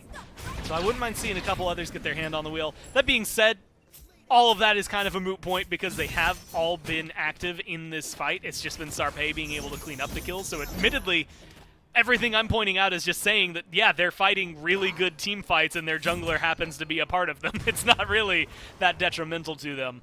So hopefully they can just keep up this pace and not slip up. We'll see where they decide to push their next fight. And it looks like it might be over towards this Gold Fury. Mid-camps and Oracles Actually gonna get split there. Looks like Spudio is able to get a nice basic attack in there to take one of those away. They'll clear out the ward that Trix Tank is set under that Gold Fury. I think that's the second one that they've broken that was set under the Gold Fury's skirt there. Looks like they're just gonna shy away from the objectives for now. Pandemonium's still just trying to go for a little bit more neutral farm. And they've kept this as a pretty even game so far. A little bit of experience disparity, but overall, it's pretty much dead even here at 15 minutes. A couple hundred gold here and there. And yeah, bouncing back and forth. Experience, like you said, maybe shifting a little over there in favor of Elysium, a couple of levels across maybe 2 or 3 rolls, but not too much. It really is only felt primarily in solo lane, and admittedly, Kana hasn't necessarily been able to have a quote-unquote clean game, 0-1-1, but it's just one death, right? That can change in the blink of an eye. The only downside is again, the impact that the rotations are going to have. You've got a level 17 Wukong ready to dive your backline. That's devastating. Goodbye, Milzy. Ohm is going to make sure he doesn't get a chance to play the game of Smite, as 4 players from Elysium just slam down every ability they have minus ultimates to make sure they can burst down the dragon. So Milzy gets sent back to the fountain really quickly. And that's kind of the benefit nature of this Ganesh. You know, we didn't really talk about the Ganesh, but I mean, I think all you have to do is just say Ohm, and that kind of answers the question. Why Ganesh? Ohm. That and, you know, Dharmic Pillars, maybe there's a couple of words you can use for it. But Ohm, like, so in the middle of a fight, especially like this, I mean, think of the attacks, like, you can hit Raijin in the middle of some of his abilities, and that's going to be able to not only just cancel them out, but you can also stop him from dashing away. Like, Ganesh is really good at forcing the other team to just be angry about their scenarios. And Dharmic Pillars, it's a great zone, but it also has Prot Shred on there. It's really good for these team fights. Kana loses out on their beats, and they're stuck behind the Dharmic Pillars. Sarah manages to get up into the sky. Spudio uses Airstrike to get away from the ultimate. Trix Tank uses his beats as well, but Fear No Evil is going to put Kana right in his place as Angry pumps out the last basic attack. Streak Up manages to find Taram, who was locked in the back line with that decoy, but immediately Pandemonium shift their sights towards the Gold Fury. Trix Tank no ult, Angry no ult, adapting no ult. This might be their best time because Joshi and Milzy are still both holding on to it. Milzy is in the dragon form. Pandemonium get the Fury and immediately call for the retreat on it. Okay, my eyes are absolutely broken. I freaked out for a second there because I looked at Kana, I saw him go in, and the first thing that went through my mind was, is that a Bracer? Because I could see just barely the top over there of his relic, and I'm like, there's no way he picked up Bracer. Like, why would you pick up Bracer? Beats, good enough, right? Being able to come through. But this is going to be the problem, and that kind of showcases it, I think, even more so. Granted, he's able to get into the backline, they still get some good damage, and they do get a kill onto Terrarum. It showcases that Kana's not going to have the easy jump in, jump out that you would have wanted otherwise. And I think that's going to cause some troubles. Again, the rotations, I think that Taram has a good through line to the back line. Kana has a great ult to the back line, but if those beads aren't up, he is going to get locked down very easily by adapting. He is absolutely going to be able to, like, because he already used his ult for the engage. He's not going to have the CC immunity. He's not going to have that survivability. And so adapting, if he can read these scenarios right, hold on to his ult, which so far he has been, then that's going to be a little more devastating for the solo laner on Pandemonium than it is for anybody on Elysium. Did Sarpei beads over at that Pyromancer? For some reason, Sarpei's beads are down. There hasn't been a fight since Fury, and that was well over 30 seconds ago, closer to a minute plus at that point. Was there just a beads pop that we missed over by Pyro? Yeah, I mean, with the engage from Trix Tank, maybe thought more was going to be happening. I know I saw the Dharmic Pillars thrown out there, so the beads coming through at least keep them safe, but like you said, that's, you know, a little under 2 minutes now.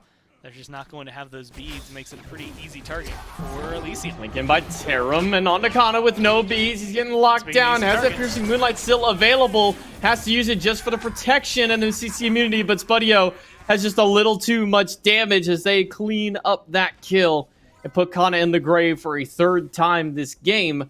Not electing to go over towards the tower instead, now pushing their way towards the Fire Giant that started up. Trix Tank doesn't have those Dharmic Pillars this time around to help shred that down, but they might just be looking for the fight. Sarpei uses the Pow Lao, but only going to get the ultimate, and actually it looks like they got the beads out of Taram in that case. Trix Tank had health, and then Joshi just decided, no, you don't have health, and Sarpei gets the cleanup kill, but Sarpei is going to fall shortly after as well to adapting. Man, it's still support for 2, though, right? At the end of the day, you can't help but be screaming Worth. Yes, you melted down Trick's tank. In fact, it was a really cool-looking kill. But now you're at a numbers disadvantage with the Fire Giant being taken here. Elysium have done a great job of turning the pace of this game back in their favor. Well, and Millsy's going to try and be the sole distraction here to stop this Fire Giant. He's staring down 4.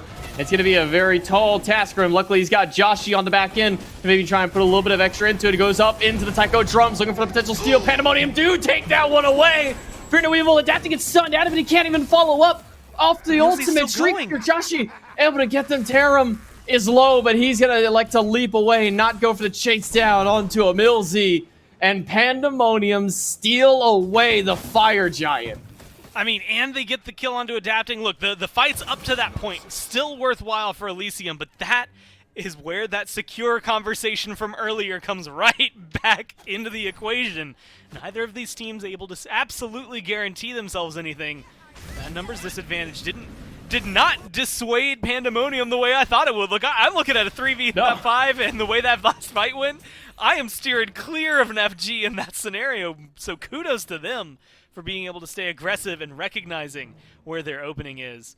A great kill for them, and now a good chance to turn things around. Look, they've lost 2 of their towers. That's where some of this is, gold is, at least for Elysium, but despite having 2 towers down, they're the ones still in there. And look, I mean, that's not even anything fancy that comes in their way. They just happen to be right in the right area, right time. The CC, not quite enough to keep them locked away. But, I mean, J-Mac, with all this gold on the map, with a Fire Giant now invigorating up, specifically Streak Up, who you can easily throw a Coerce on at any time if you're a Mulesy, yeah, you're absolutely going to be shredding down towers. This gold's going to become a lot more immense in the favors of Pandamonium. Yeah, and Millsy going to walk forward without the hammer, but not find anything onto it. And you did see it look like just the training exercises that actually stole that Fire Giant away for Pandamonium. So Streak Up able to come up big for his team onto it. Now it gets him in a nice little advantage here. 4 towers standing onto the map, looking at this tier 2 in the duo lane, maybe to be the first one to fall down, but they're not really pushing up too hard onto this. And Millsy's still showing presence, Kana as well, but now they're finally going to make the call to back away from this. Primal Fury about to respawn, so they got a nice consolation prize to go down later on. But I'm sorry, there was 5 towers still on the map. Forgot the tier 1 tower for Elysium was slow because they took Pandamonium's tower, 6 minutes in the game that one fell. So I kind of just forgot that the tier 1 existed in mid as a whole. It was a while ago when it comes through. Luckily, this Fire Giant... the good news is when it's taken on a steal like that, it's a lot easier to kill time. Right? Pandamonium weren't necessarily in a great position. They didn't win some grandiose fight in order to turn that around in their favor. They just happened to be able to come in, sneak it through, and survive to tell the tale. So it's still a big accomplishment, but because they didn't have quite the same pressing power, you can notice that 4 towers are still standing. I won't be surprised if 2 of those go down at this point, maybe the tier 1 and the tier 2 over here in right, since it seems to be where they're looking to put their pressure. But it's not going to be as much, at least in terms of opening up the map, as it could have been. And that gives Elysium, I think, more hope than anything. Right now, yeah, you're at a deficit. Look, you're down gold, you just lost a Fire Giant, you're not happy about it, and admittedly, the only game that you've played today, you lost when you lost it up to, against Pandamonium there in the last one. So a lot more pressure, I think, that's rising up on the #1 team in Europe here as they kind of scramble to get a grip back on this game. And as we kind of look towards these potential Phoenix defenses, we'll hold the Phoenix defense. It looks like it's a tier 2 defense. Tarum going to dive right into the midst of them all. Force out the ultimate, and adapting doesn't even get a chance to get back to the fight because Starpego to the solo kill into the jungle. Angry taunted in by the Taiko drums. Barely gets into that disapparate in time. Kana and Streak Up will team up to take him down. Josh getting low on the backside, but not going to be low enough. He'll still live with a sliver of health, and that Fire Giant will make sure to keep him nice and topped off. Nearly hitting that level 20 now as well, and they're going to push right into the Phoenix that had no chance of surviving against this Coerce Frenzy Fafnir, by the way. Now 3v5, they're looking at the throne room potentially for it. Kind of going to get a nice stun onto Tarum. No ultimate for the Sun Wukong. He's going to use Yakform, get stopped out of it by the Thunder Crash, and that's going to make it a 2 versus 5. pushing forward. Now Streak Up looking at the Titan, but Spudio looking at the enemy team. He's gonna have to dash away. Jeez. Titan at half health, but Spudio's gonna get one with the airstrike. Titan's not out of it just yet. Spudio gets a double kill to hold on to. Emilzi's getting low. Triple kill for Spudio. He's gonna hold on, get the pentakill on the base defense. Spudio saves the game for Elysium. I don't know what to say. I'm gonna be honest. I'm at a loss for words. That was sick. That was awesome. Like, that is everything you want and more if you are Spudio there. I mean, they just walk into you. You're getting crits, so you have no pressure. You use your ult. I mean, every single part of that. Just replay it all. Like, it was just so well done from his positioning that despite losing the rest of his team. I mean, look at this J-Mac. Look. There's a sliver of health on that Titan. You still have to pop a lot of wards, get a lot of coverage to make sure nobody sneaks through. But you are in such a good position. This is a free fire giant. That should have been the end of the game. That should have been. We're going to go ahead and get another look at that pentakill, even though we pretty much got a majority from Spudio's perspective. We're going to see it again from the very beginning. You can see Sarpei got super low just even before he got into the throne room. And then just the constant juggling of aggro there. Spudio is able to target select perfectly, gets the airstrike to start it out. And because of all of the mismanaged juggling onto this aggro of the Titan, everybody just starts taking too many pot shots from it. And look at these big 400-plus crits coming through. Spudio, man, that is a play for him right there. But like you said, that Titan is super low, and anybody could walk up and possibly take that. Well, the good news is it's going to take a lot more effort than just walking up and trying to knock it down. I think the ward coverage coming out from Elysium right now is going to do more. And we'll cover them, right? That's the whole point of the phrase, I guess, that I just used. Give them the vision necessary to make a defense. They've got the Fire Giant this time around, so they're going to be able to stage a fight around this tier 2 much more successfully. Okay. Streak Up is already gone. The fight started and one carry is out of the picture. They can't chase too far, though. They got to be careful of the minions. They're just going to push them further back through the jungle. Sarpei and Joshi, Zosa Millsley split up and leave Kana alone. You see the pings on the map. They recognize that there are still fire minions. They're going to send Terrorum back to be the defense for, and I think that might be their best option onto it. Just keep that solo laner there. He's got enough damage to hold it. But now what do Elysium do? I mean, they've got that Fire Giant. Do they just need to wait for this Phoenix to respawn? I mean, yeah, at this point, I think you bolster up your right side defense. You've got a lot of wiggle room, though. So maybe 1 to 2 people trying to knock out over here. Admittedly, you have to be careful. The reason you don't want to get aggressive in a position like this, I mean, we kind of highlighted it, but backing time matters a ton. If you go too far, and you have to spend that time backing right as you notice, oh, wait, Pandamonium seemed to be jumping into our base, you're not going to get there in time. You get that Phoenix respawn, get the Titan leash, and to start healing, because it won't heal until that bird's back. That's going to be where the key is, I think, for Elysium here. Even if you don't get anything done with this Fire Giant, you've thwarted what is another tier 2 push. You won the game, or at least stopped them from winning the game. Elysium, it would be a crying shame if Spudio makes a sick play like that, but admittedly, you have to go back to the state of the map. They're not really that much closer to winning this than they were prior.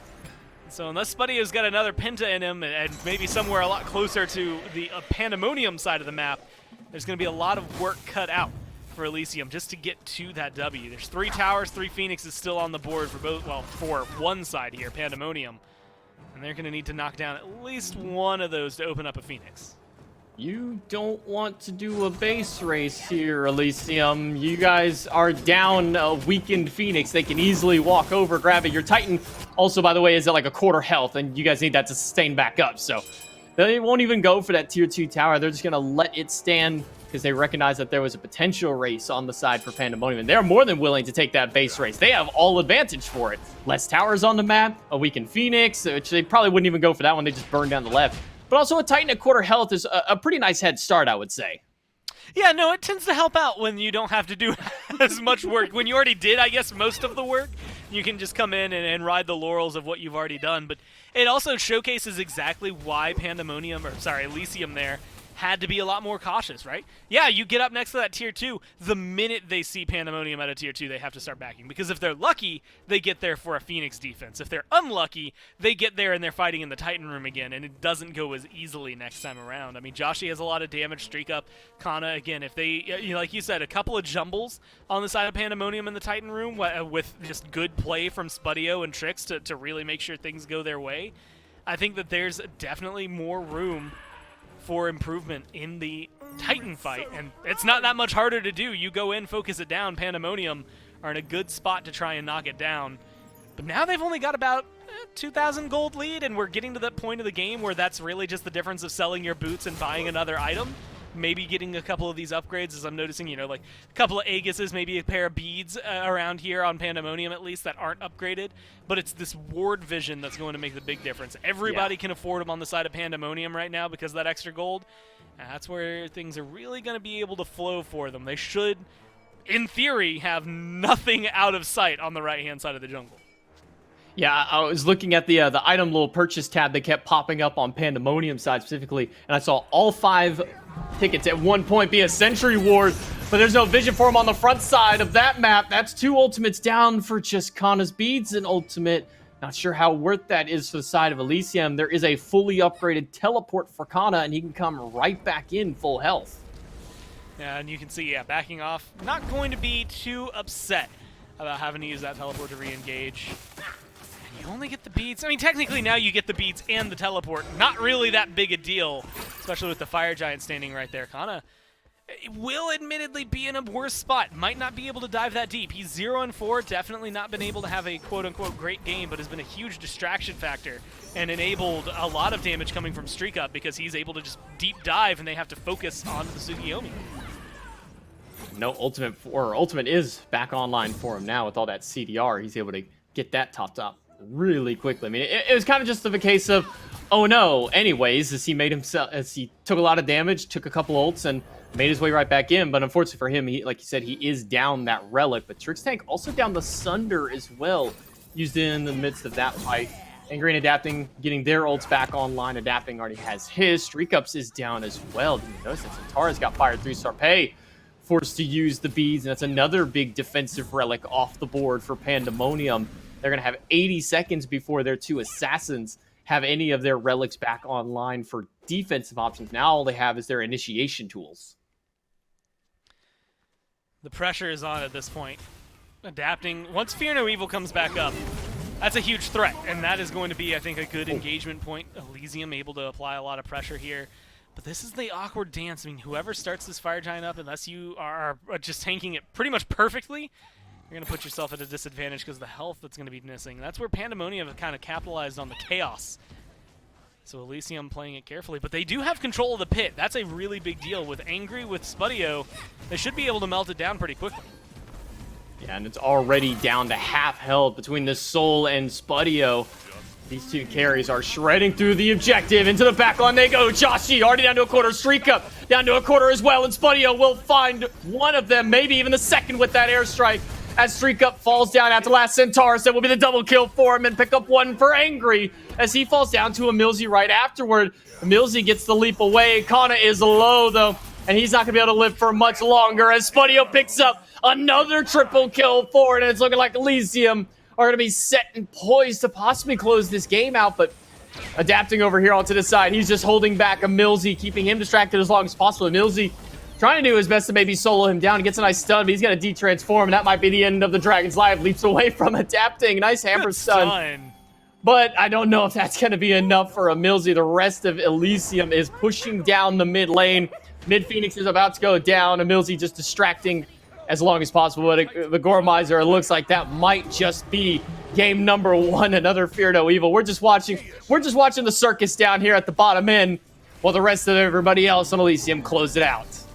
Look, I think this is something that you get to see Pandamonium driving force factor, everything for all of that game. I mean, for a majority of it, until it comes down to a small little fumble there in the Titan room. Maybe it's a fumble from them. I think it's also just a great play from Spudio. A little bit of both that come into the equation. Him and Trickstank really doing some good jobs. And you hadn't highlighted it, but like you get a great airstrike that hits like 4 people in the Titan room because the Titan smacks like 4 different people. They're all about half health, and that's like a dream for a crit hunter. I can't think of a better setup for you.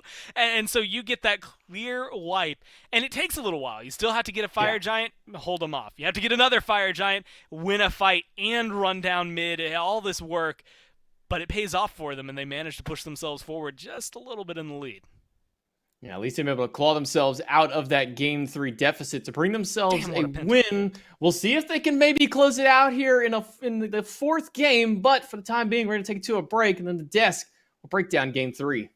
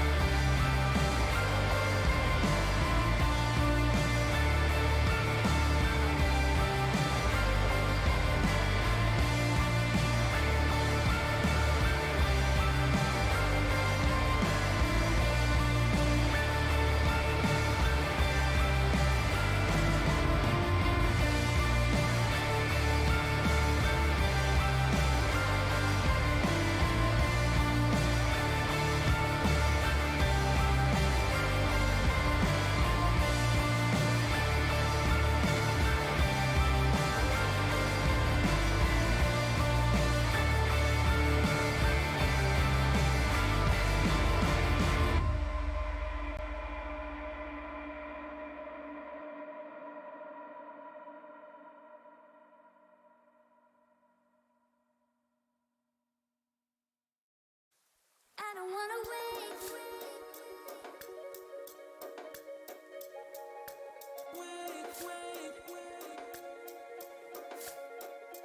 I don't wanna wait.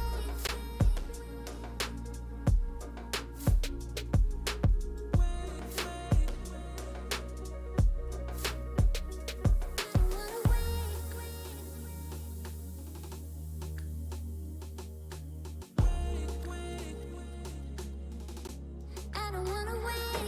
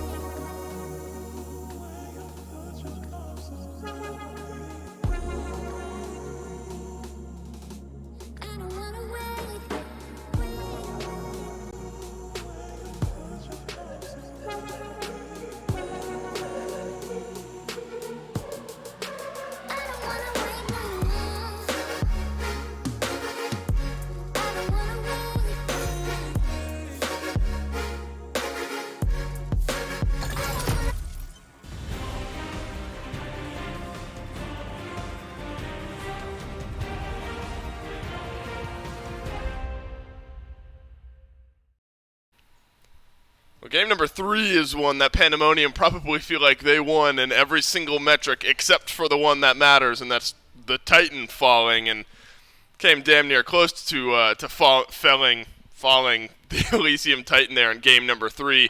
Spudio shows up big, gets a pentakill with like 100 HP left on the Elysium objective on the Titan, and Elysium are able to turn the game around from that point on. Taco is with me to break down game number 3. And Taco, this is kind of a continuing trend now from Elysium, where at the beginning of these sets, it takes a little bit of time for them to kind of wake up and show up. Now they've given themselves the best chance possible here in this set. They only need to win one more out of the next 2 games, and it's on the back end of an incredible individual play. It's not often you can kind of break a game down to one moment, but a pentakill while defending your Titan is a pretty solidified moment to look at. Spuddy is alive and kicking. That's Yep. for sure, at least for this Elysium roster. But you have to definitely commend Pandamonium for their efforts. This was a very clearly controlled game by them for the most part. Sarpe, in particular, had a great showing on that dodge. I think we really saw some of that counterplay potential that he was able to introduce with the Powwow. Unfortunately, late game aspects didn't just benefit Pandamonium's composition. Jing Wei has a tendency to be relatively quiet in that early to mid-game section, but once she gets her crit fully kitted out and online, she feels like an unstoppable force. A beautifully executed base defense here from Spudio. Granted, it does help a little bit when all eyes are not on you, but it's still pressure on Spudio to maintain form throughout that gameplay, and the target focus in particular is a primary reason why that Penta mattered so much. Absolutely. I mean, it's like an 8 or a 9k gold differential. Pandamonium are ahead going into that Titan Siege, and that's what I mean. By all metrics, that game is over, and it's Pandamonium's, but Elysium, when it matters most, they're able to stand strong, and Spudio, for all the right reasons, getting some love from us here in the post-game analysis. 9-2-2, had one single kill in a 20-plus minute game going into that Titan defense, and then added a few more towards the end of it, even a triple kill to close out the game. I think Angry quietly put together a very good performance on that Soul as well. And that's such an interesting, I don't know, kind of mentality question now maybe for Pandamonium. You feel like you're about to put Elysium on championship point. You're showing up against the number 1 seed here in this tournament. You nearly win it, and you just fall short. Is that a mental break type of moment, or you, in your mind? I guess it's different, depending on how the team themselves react. But how tough is that to bounce back from a game like that? For teams with less experience, I think that could definitely be a make or break mental aspect here. But having a Milzy being such a new addition for this roster, and a Milzy having as much competitive experience as he does, Dolson, he would know better than anyone that the set isn't over until you finally fall, especially in these best of 5 series where just about anything is possible. And Pandamonium, with the way that they've been playing so far in the 2 games that we have watched, definitely could see it going game 5. Absolutely. Well, luckily there was some room for error for Pandamonium in game 3. No room for error as we round out this set here. Potentially only one more game as we move into picks and bans for game number 4. Elysium need to win this one, and they are your Phase 1 champions here in the EU SCC. Elysium will jump on over, Pandamonium will jump on over into that first pick spot. And it's going to be fun, I think, to follow the thread now where you come from a game there in game number 3 where you probably feel like you're in control. If you draft pretty similarly, you might rerun that game 9 times. You might win 10 of them. So Pandemonium might not really have to change all that much. Pandemonium, though, still not trying to allow Angry to have this sole option. Just think that Angry was able to maybe have a little bit too much freedom with that disapparate in terms of a disengage. It definitely gave ample opportunity for adapting on that backside to then cover up and make up for Angry essentially by just being able to introduce a new attacking point for Elysium. But I like the fact that they are banning away the Fafnir since they clearly have no intentions of taking it first. Giannis is up for grabs. They could look to prioritize that for Joshi. Instead, it's going to be the Chiron. So clearly a focus on the dual lane seems to be the method here for Pandemonium. Yeah, I think there's kind of these 3 priority picks in my mind right now where Chiron comes through. He was left open. King Arthur is still there where Osiris and Kilcullen got banned out, and then the Giannis is still around in this draft as well. Elysium could potentially grab 2 of those 3 here and start themselves off with what would be a very, very, very strong start to their draft, if that's the way they look. They at least grab the Giannis here for themselves, and I think that is at least one of the right answers here for Elysium. King Arthur, Kukulin, or excuse me, not Kukulin, but King Arthur will definitely make his presence known. Elysium taking advantage of the fact that Kukulin was actually banned away by Pandamonium, and that is one of the pros and cons of being in that first pick position, Dolson, because you definitely get to you get your prime choice, right, but you can start to wonder as a game devolves whether or not you made the right decision, and forfeiting Giannis, King Arthur to the likes of Elysium might be a little bit more risk versus reward than what I think Pandemonium should be aiming to work with. Right, look, Chiron's a great first pick, but then you give over maybe the priority pick in two incredibly important roles between mid and the solo lane. Ganesh on over for Trix Tank yet again here, I think showed up big, especially in that penta kill. I didn't see if any of those kills were gifted on over to Spudio, but Trix Tank was at the forefront of that engagement alongside Spudio while the penta kill was going on. So I think a strong pick here for Elysium. The answer back though is the Terra for Pandemonium on the other side. I'm more intrigued here what Elysium's thinking. So the Sun Wukong, we've seen the presence of Sun Wukong out of the solo lane.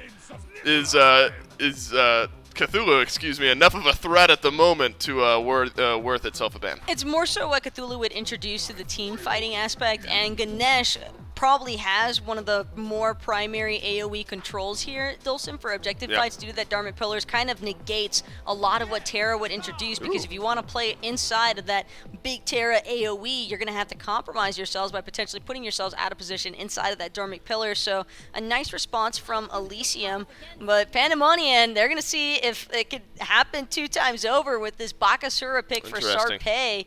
And Adapting already got a little bit of a taste of what kind of space creation Emilzi is looking to introduce. So the front line is going to be the most important part of this next game, Dolson. Absolutely, and look, and you look at the solo lane, how much presence was put on that early on in this pick ban phase. The Osiris gets taken away, Kukulin gets taken away. We knew then King Arthur was going to come to the forefront, and Elysium, I think, smart in banning away 2 potentially priority solo laners out of the mix. Achilles rounds out the draft here for Pandemonium. Do you like the Achilles here in a do-or-die game for Pandemonium? It's aggressive. It can kind of go toe-to-toe with the King Arthur, so at least the laning phase should be a bit of a stalemate. It'll be interesting, that's for sure. Elysium, a chance to win the EU SCC Finals here right now in Game 4.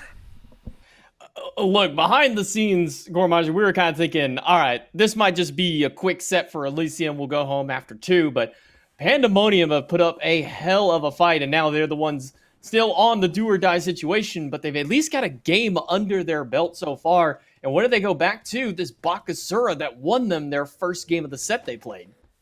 Did really well, but it had a lot of help in that game as well. I think, honestly, you've got Raijin, you've got Chiron. The Achilles is maybe a little iffy, but ultimately Sarpei has been phenomenal enough that, again, I'll say if they itemize against it specifically, which this game's not anywhere near as necessary as it was. I think in Game 1, look, you had 3 auto attackers. It was easy. I think Bakasura, though, is someone that you're going to have to be able to handle, and I think that's something that Elysium are going to take with a grain of salt. They're going to recognize that Sarpei was a huge factor in Game 1, or Game 2, technically, that they played earlier today. And so that's where they're going to catch themselves there. Also should rightfully be worried, I think, about Streak Up, about Emilzi, admittedly about Joshi. I think Kana is maybe the only one that is quote-unquote easy to handle. And even still, Achilles, if he gets out of hand, becomes an absolute menace. And so the Pandemonium bring a lot of threats to the board, but the same thing can be said for Elysium. In fact, they get a lot of top-tier picks, a lot of strengths that they've had in the last few games, last few sets they've played. So I think Pandemonium should also be a little worried, because Game 2, admittedly, they should be up 2-1 as opposed to down 2-1. They fumbled a little bit there, and that's definitely going to sit in their brains. Well, Kana kind of puts the hurt on Terram early on with that Achilles hit level 2 first, and now, while Achilles has to hit level 2 to get 2 abilities, he did, kind of outbox Terram in that instance where he would already have his 2 abilities just naturally being level 1 onto it. But that early favor sometimes tends to lead towards the Achilles. I say that, but now he's the one in trouble. Terram, though, taking a lot of damage from the minions. Now Kana will get those cooldowns back just in case the fight goes through. Now level 3, imagine he'll have access to all 3 of his abilities so he can get some extra heals along with these boxing matches he's willing to take so early. It's going to be a lot of pressure. I'm interested to see how the pace of this one shakes out, because So game 1, it was like first blood a couple minutes in, little bit of patience, calculated fights. Last game kind of felt like all-out aggression. Pandamonium got a lead and then recognized they could run with it and pushed it forward until, unfortunately, that became their undoing. I want to see how Elysium really change up their strategy for this one, especially because, like, I look at Nemesis Yanis. That's not necessarily something that I think is going to scream early game team fights. Now Trickstank might be in trouble. Trickstank used that dash, but Shrikov doesn't have anything much more to follow. Milzy trying to slow him down with the autos, but not able to find it. So Trickstank will manage to squeak out thanks to those purification beads that he's picked up on that Ganesh. 5 sets of beads yet again for the Elysium squad. 2 blinks on the side for Pandamonium, but Trickstank definitely needed those beads there, otherwise he's a dead elephant. Some pressure that's going to be able to come through. Trickstank not being able to get aggressive again. Now they're looking to lose out on a purple buff. I mean, small little wins, but still wins nonetheless for Pandemonium, and they might even be able to get Spudio off of that. Well, Gallarhorn actually looks like it saved his life there, so also Bifrost. Yeah, you know, Bifrost is good. It's a good ability. Lets him just go just about anywhere, though. That far of a distance, put him on a decent bit of a cooldown, not too hefty of one, and I don't think Spudio's going to be too worried about it for the time being. Now, Trickstank kind of posturing up without those beads, though. He'll need to be a little careful. Luckily, no Sunder on the flip side to kind of halt his presence that time around. He's trying to get in there, though, for that turn of fate. Streakup forced to leash that purple buff for just a split second because of that pressure Trickstank was trying to apply. And they're going to be able to get 2 purple buffs. They have a lot of experience. A little more, again, pressure is the term I'm going to use for it, just over there on left lane. 400 gold that's going in their favor. So Pandemonium, not a raging success at any point, but 3.5 minutes in, that's a good win, big enough for me to be able to find control. And how Adapting's looking for potentially a kill. He's got that ultimate. He's going to go right down on top. Stun at Akana slows him down for just a moment, but that thing's got the parry shield. And Tarum will take that tower for him. First blood goes the way of Elysium. I mean, that is just classic kill, right? I mean, you go in, you ult, you walk him down, you walk away, right? You're absolutely happy with what you get out of that one. A lot of pressure, but more importantly, King Arthur up an assist and up in level, as well as Adapting up a kill. And that first blood bounty going into his pocket, making him feel a lot better in terms of what presence he's going to be able to bring. Plus, and this is a big factor, I want to say of game 1, well, I'm going to have to get the numbering right eventually. Game 2, that wasn't there for game 3, add +1 to whatever you think I'm about to say. Either way, it was the fact that Kana in game 2, very, very present, very, very immersive. That King Arthur for him was so phenomenal. I mean, he was in every fight and making a difference every time.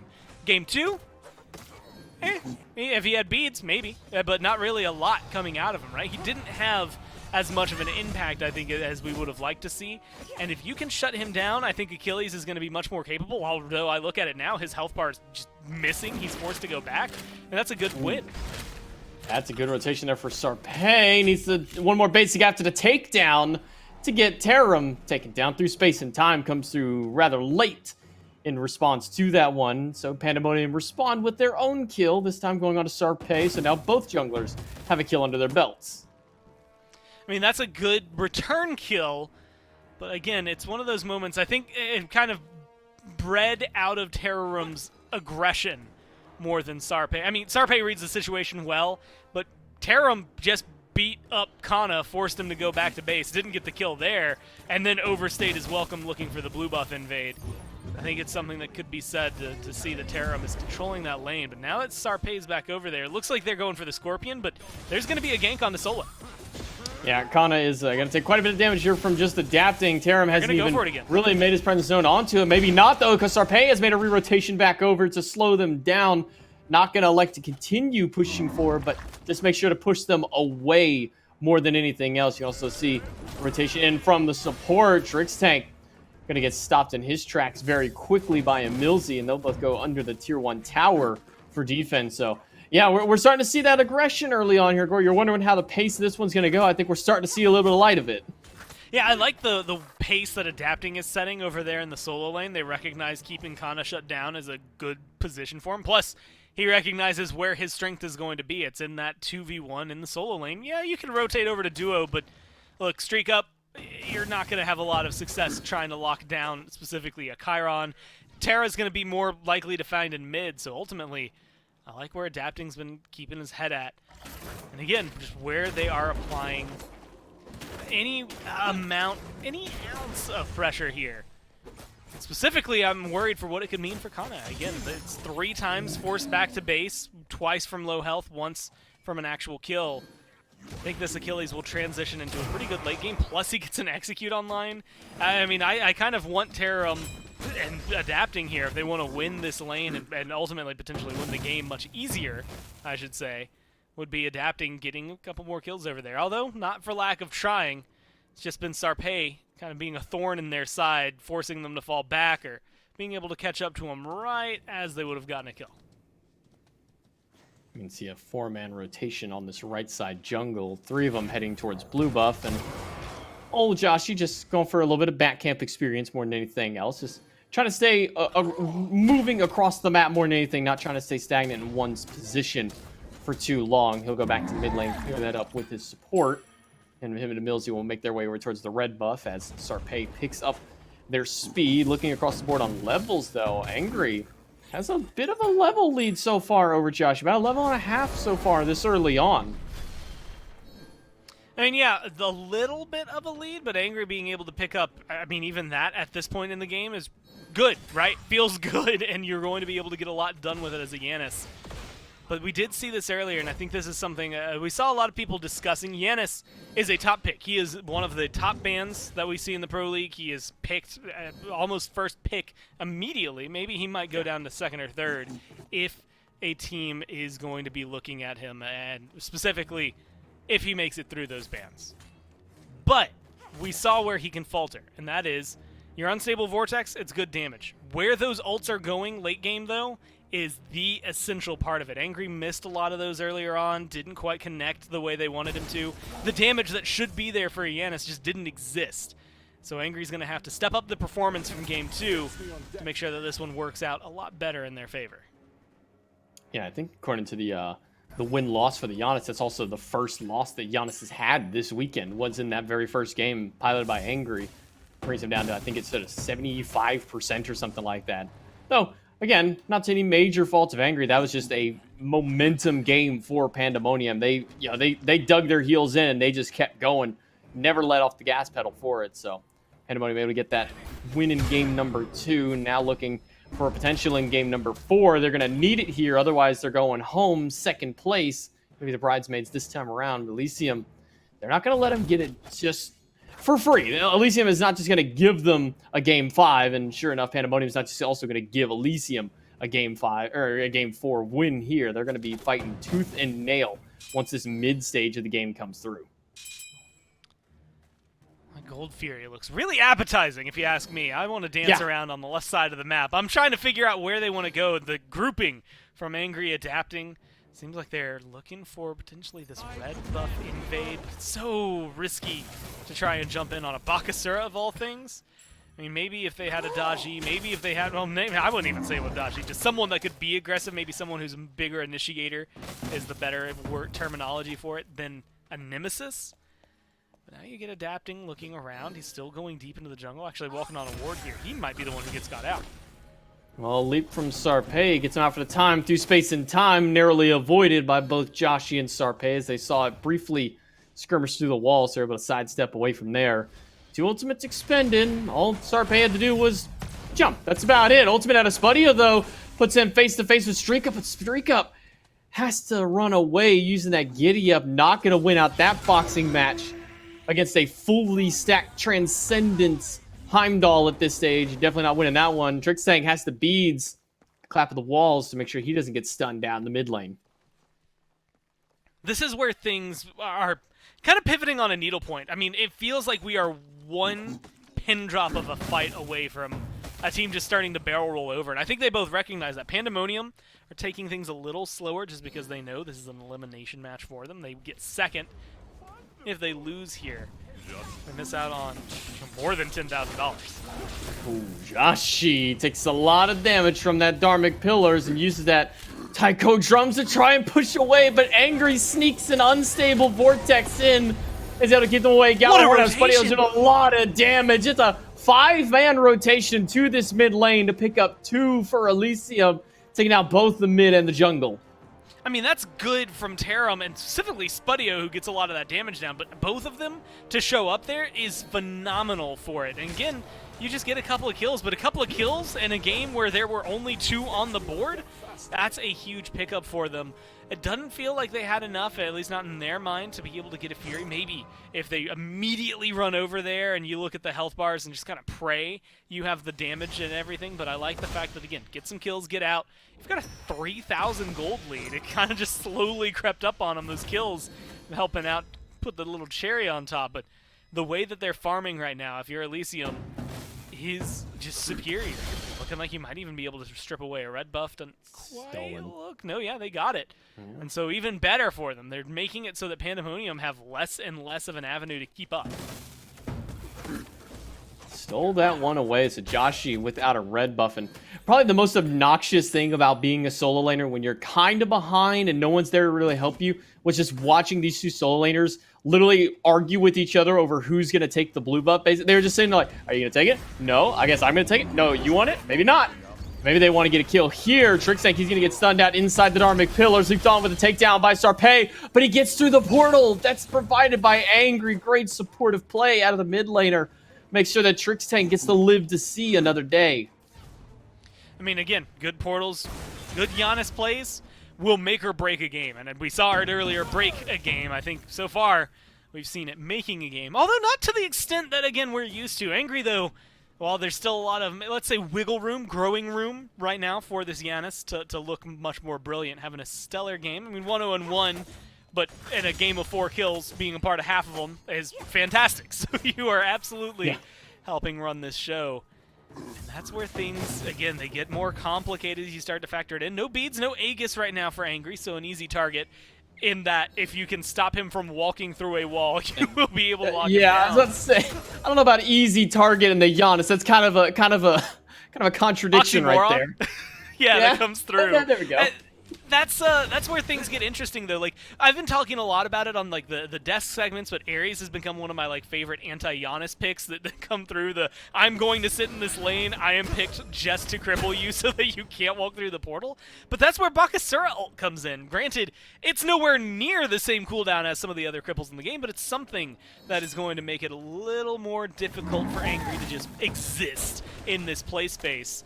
And in team fights, that's going to be an easy spot for Sarpei to go. Blink into the background, vomit all over everybody, and then go for the auto attacks and know that you're going to be able to get away safely. Or you're going to force either 2 relics, 1 or both relics out of Angry, or an ult out of it. I mean, no matter what, it's going to be a win scenario for Sarpei. Sets his team up for the chase down or a victory.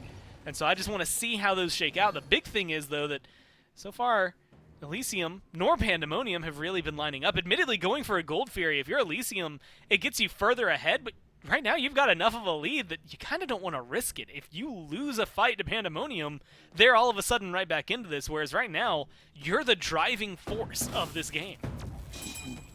You think Emilzy had fun walking up to a Ganesh and then just not getting to do anything? He threw Monolith down, looked like he was going to go for the dash, and then Trixtank just hit the no-play smite button, and Emilzy just got to stare at him for a few seconds. Do you think that? Yeah. Do you think Emilzy was enjoying that? Just kind of enjoying the tranquility. Well, like you get it. You get it, like you're a little upset because you're like, man, well, I didn't get to do anything. But the Ohm is very peaceful and its nature. Yeah, it's a very calming Ohm, and Kana's not having a very calming or relaxing time in the solo lane. He's got 2 chasing him down. Joshi stuck inside the pillars, though. He's got Trixtank caught in the middle, but Angry just said no through space and time. That's gonna let Adapting fly into the back line to find Kana. Stun is gonna be pre-beads out, and that sets Adapting up for the kill. Probably not the entire play that Angry was going for, but a great setup onto it. Unfortunately, they do lose Trixtank on the back end. Sarpei able to find the following kill onto it. Maybe looking for another. Emilzy still going aggressive. Looks like got the beads out of Angry there, but Tarum is now in full force in the mid lane. And this tier 1 tower, or more so, maybe now, this Gold Fury looking a little bit juicier for Elysium. A lot easier to take, but I like the rotation coming out from Pandemonium. This is Gold Fury. It's much more worthwhile for you. Better gold. You're already in the lead. Good swing for Elysium. But you lose the Pyromancer on the other side of that. That means that ultimately it comes out as just a slight lead more for Elysium. Again, it's just a very little amount of gold that's going to separate the two. But it alleviates, right, that pain that is being applied by Elysium. Unfortunately, J-Mac, that pain is still right around 5,000 gold, and that's not a good look 15 minutes in. That's like you accidentally got, this is more than like a paper cut pain. This is like, yeah, you almost like a full stub your toe kind of pain. It's really bothersome. You got to deal with it, but man, it just kind of hurts right now. We got to figure out something to alleviate this. Maybe get an ice pack that might help, but it's only going to get worse as the pace continues this way. Elysium have Pandamonium kind of just in the palm of their hands right now. They're just dictating the pace of this game, and Elysium building up that 5,000, getting even closer to 6,000 gold soon. And it's not getting any better for Pandamonium. Is their late game going to be where Pandamonium has to shine, or does that kind of still favor towards Elysium more with this draft? Well, the problem is right now that late game entails 3 levels of catch-up there for the mid and jungle combo, because they're both 14 to 17. Well, now 15. Sarpé just ticked up, so maybe a little less work than you'd like, but a lot of work still to be laid out just in terms of levels plus that gold difference that's being applied. I mean, yes, I think that late game Pandamonium have a very good team fight. I just think that unfortunately for them, late game is a very far off fairy tale. Right now, Elysium might not give them a lot of opportunities. That being said, there's always those chances, right? Fire Giant fights are a great spot to be able to come back in. Sarpé with that Hasten Katana, with the blades that he's picked up, that should be good. They might even be able to take a fight. They're willing into this. Ooh, Trixang takes an awkward portal, puts him into the back line, but Angry is also in danger as Kana dives into the back. Sarpé able to pick up the kill with the AoE autos from his ultimate. That Regurgitate stopping them in place. Now adapting on the wrong side of the map, and he's looking for an escape route possibly.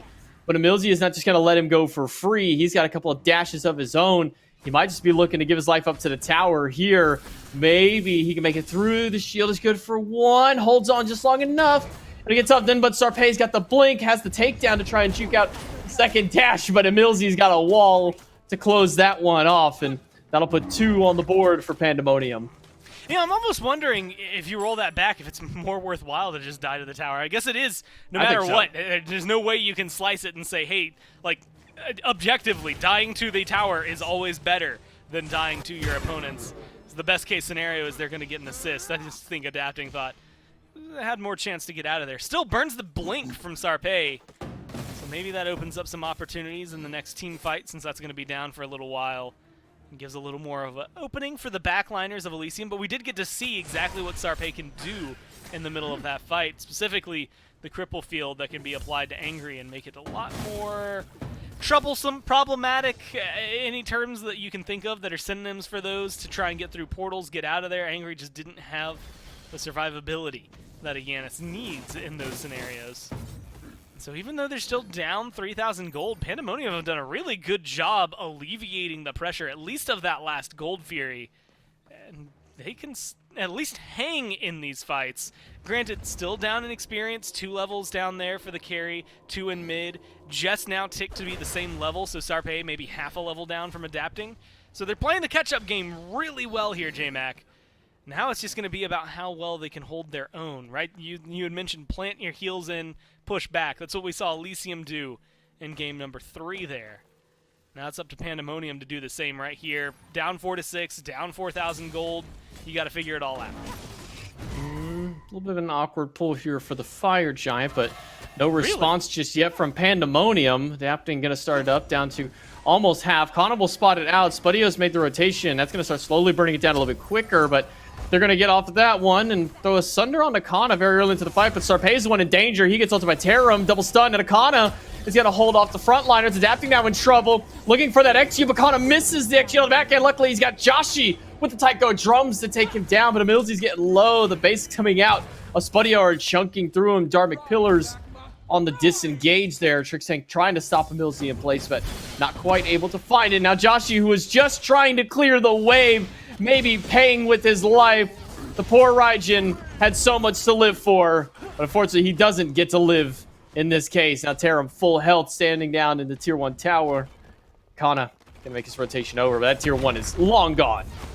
Yeah, this Ganesh pick is really a changeup, right? I mean, like, baseball pun, whatever you want to say, like, all of it is just working out really, really well for Trixtank, and specifically here against the Raijin, it's just making it so awkward to exist. Again, one of your abilities, one of your best damaging abilities, cancels out if Trixtank happens to be in the area right as you start it up. Same thing can be said, hey, you want to dash? Good luck, man. You're just not going to be able to get anywhere. Well, Pyromancer started up through space and time by Angry to try and steal that one away, but he's not going to find home with it. Maybe he's just looking for the fight afterwards. Stun onto a Milzy by Tarum. Portal not going to find a home. Not going to drop a Milzy down, so they'll get the Pyromancer and get out. Not losing anything on the back end of it, so no relics burned. No ultimates burned either, so a clean escape by Pandamonium. And ultimately, Elysium's still just a little bit ahead, but it just feels like that lead, every time I look at it, it's getting chipped away slowly, but surely by Pandamonium. Everything, yeah, like slowly drifting upward. Right now, it's kind of net neutral and starting to dip back down, so they have a little bit of work cut out for them. But it showcases exactly how well they're responding to Elysium's early lead. The problem is that the lead that's existing is the same one that was there, 10, 15 minutes ago-ish. When it comes down to it, like, Elysium have been pretty solidly in the lead for a little while, and so now they're just trying to figure out how can they leverage that into the massive lead necessary to knock down, let's say, what, a tier 2 tower and a Phoenix? That seems about right, and it all comes back to this Fire Giant if you try to trace it anywhere. Expect ward coverage over here, already really thick for Elysium. Ult coming back up for Angry there. All of the relics that are going to be online, about 10 seconds left before we have Terrorum's blink back, 20 seconds there on Kana's beads. Otherwise, you're all in, all done, and Adapting just got a tier 2 tower apparently over there and left. He's been hanging out, yeah. So that's even more gold to line the pockets for Elysium. Another 1,500 for them for their names onto that one. Now Elysium, despite not having Adapting, because, well, Sarpei is rotated to that left-hand side as well. Now they're staring down a 4v4. But Adapting will get there just a little bit quicker than Sarpei, as he's already made his rotation to that side. Now they're going to be fighting at an early disadvantage. It might be going for a pincer maneuver here by Adapting. They're going to go through space and time. Clips only a Milzy. Dharmic Pillars drop down. Joshi already into the depths of the tower. He throws out the Taiko drums, but that's not going to find anybody with that one. They're going to burn 2 ults for 3 in that one. Elysium on the lower end of the trade for it. And in fact, Elysium lose out a couple of more relics. I don't think any relics burned on the side of Pandamonium. Well, there's the beads down for Streak Up. Wow. That's definitely going to be troublesome, but not the end of the world, right? Like, it sucks for Streak Up, but you just leave his Streak Up to his doom. He's Kairon. He can get himself out of there. That being said, Adapting's beads, as well as that Sunder being gone. Sunder's upgraded, got a relatively low cooldown, but still, it's not going to be up, I guess around the same time as an ultimate normally. So it comes up quicker than other relics, but not soon enough that they're going to be anticipating a large fight anytime soon. It's this Fire Giant dance that is the most difficult to start up. If you're Elysium, again, we go back to this conversation. I have it a lot, but the best secure in the game is going to be through time and space. It looks like Angry being the one who could potentially take that one away, and admittedly, that's one that gets thrown out in the middle of a fight before a secure, not necessarily for the secure. And so that means that Pandamonium have a really good shot of doing what we have seen already happen once today. Walk in, steal it. Could be something like a Chiron one that does so. It could be any slew of abilities, especially with Hera on the board, with a Raijin in there, with a Bakasura. So it's dangerous to start this thing up unless you're just baiting for a fight. So far, that's what both of these teams have done. Dance in the pit, wait for someone to take the bite, and then hope for the best that comes after it. Right now, both teams kind of setting up over by this Fire Giant, looking to see who's going to be the first one to bite at the bait that is this Fire Giant. Who's going to be the first one to try and hook this one in. For the moment, nobody's willing to step too far forward. Tarum and Trixtank on the front end of it. Kana's going to spot out Trixtank. Thunder's going to go through onto the tank. Dharmic Pillars drop a response. Sarpei finds Tarum in the back line. Drops the Regurgitate, but it's only onto the tank. Sarpei doesn't really have much follow-up beyond there. They also get Streak Up's ultimate and through space and time used by Angry yet again. A little frivolous with it, but might be looking to wrap around the back end or maybe get some cheeky damage off for it. A couple players walk through, but now the portals will separate. Meanwhile, the junglers sticking over to this left-hand side. I mean, this is going to be an interesting 1v1 if it ends up happening. Adapting is able to get a tier 2. Sarpei backing to base. That's not necessarily out of this, but you can see Adapting has interest in trying to push down this Phoenix. Should get noticed and should get met by Sarpe. And the 1v1 becomes a much more interesting conversation when the Phoenix is involved. I don't know that Adapting gets this. I don't know. He's doing a lot of damage to it. I'm kind of afraid, even without a Fire Giant. That was a good chunk of Phoenix damage for just a lone jungler. And they're going to continue having their little jungler boxing match on that left-hand side. Until Sarpe gets ultimate, I don't think he wants to engage too heavily onto it. For the time, it's going to be the 4v4 around the Fire Giant. Ultimate's still down for Milzy, still down for Streak Up as well. Meanwhile, everybody's got ultimates on there, and that's going to be the call for the fight. Through space and time, and Dharmic Pillar is already off the board. Terram can take a little bit of damage. Tycho Drums go up to try and taunt him back in, doing a good amount of damage. Almost good, but the execute's going to get blocked out. Trix Tank body blocks that final strike out of Kana, and that will stop that ultimate in its tracks. Milzy still waiting for that ult to come back up himself. Streak Up still holding on, while Spudio and Terram as well. There's Adapting using the ultimate on the Sarpe under the Phoenix. Not sure if that's the one that you want to drop there. Sarpe is just baiting for as much time as possible, but Adapting gets the solo kill under the Phoenix, lives to tell the tale, and is going to be able to get that left side bird.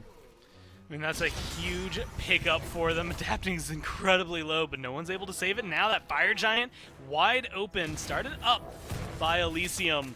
Without Sarpe here, I don't think they can take the fight. I don't know that they have the engage they need or really the staying power they want. Look, 2 tier 2s down, a Phoenix exposed. This is a great spot for Elysium to try and take the championship. Yeah, it looks like they just gave up on the attempt of a steal there. They sent 2 members already back to defend against that left side and push those minions back out. Pyromancer accidentally leased there as Terram dashed out of the range of it, but yeah, Fire Giant, Pyromancer go the way of Elysium for basically free because of one little play by Adapting on the left side, getting the solo kill on Sarpe. Huge benefit for them. Now with it, they get Fire Giant, 1 tower left standing in their way, and a Phoenix already down. I mean, this is the best spot Elysium could be in. Yeah, you know what? Yes, that's just blanket statement true. The thing is, though, I'm having a distinct reminder that Pandamonium were in a very similar position, not the same. There's a little more. Fair, I think they had fair. 2 towers, 2 tier 2s that were still standing, so that's 1 tower difference. And I don't know that the gold lead was quite as large as it is here for Elysium. But that does mean that, hey, Streak Up, I got a job for you to try and stand up to. Not something easily done. You know, Spudio just did this thing called getting a pentakill. Pretty easy, you know, not too crazy. Yeah, just get 5 kills. You know, just do that, right? Like underneath the Titan, it's an easy way to get back onto the victory. But in all seriousness, this is a team, I think where they're standing right now even is maybe too aggressive. Go for a Phoenix defense. Don't bother with that tier 2 because it means nothing to you. You're already 10,000 gold down. It's not going to make a difference. Right here, this is where you make a stand. Now they're going to clear out the minions for now, and Elysium are more than willing to wait a few extra seconds for the next wave to come through, or maybe not. Maybe Trix Tank might be looking to just walk in and potentially start this one up. Terram as well, full health, Adapting and Sarpe, maybe going for a repeat matchup here in the mid lane Phoenix, but minions are already starting to push to that Titan. Sarpe already lost half of their health, and the fight rampages on the right hand side. Dharmic Pillars drop down, Kana and Milzy under half, Streak Up at half as well. Fine Retribution comes out from Adapting, looking for Streak Up. They'll dive through. That's going to get the Aegis out of them. The ultimate out of Joshi. Good, but not quite good enough. Sarpe drops the Regurgitate in the middle of all of it. Manages to pick up Adapting in the fray of it, but loses his life. Centaurus is good for a little bit of damage, but unfortunately that Titan is well under half. I'm not sure if they have the same level of defense. Terram takes down Streak Up. Trix Tank is low. Joshi manages to hold him up, but nobody is stopping Angry. Nobody's stopping Terram. And with the portal, Elysium secure game 4 and the set with a 3-1 victory. The biggest devastation factor that I think I feel in that one is less than the gold lead. It's those fire minions come in. They're so focused on that right-hand side, that right-hand fight. Fire minions get to pour in, and half the damage that was done to the Titan there, I don't even think is actually done by Elysium. The half of it is helped out by the minions, and then they have a good go button. They know they don't have to win the fight. In fact, Joshi is winning that fight at the very end of it. It's just that they know they don't care about what goes on there. They just have to get the damage done for the Titan. They did the job this time, J-Mac. They just looked good doing it. Elysium sealed that one in a much more standard fashion for themselves. Yeah, it took me about a half hour to do it, but Elysium do close out. And thank goodness I've got a 200-word essay I got to go work on real quick. So thankfully this set is done. We're going to throw it to a break. And when we're done with that break, the desk will break down the remainder of the set.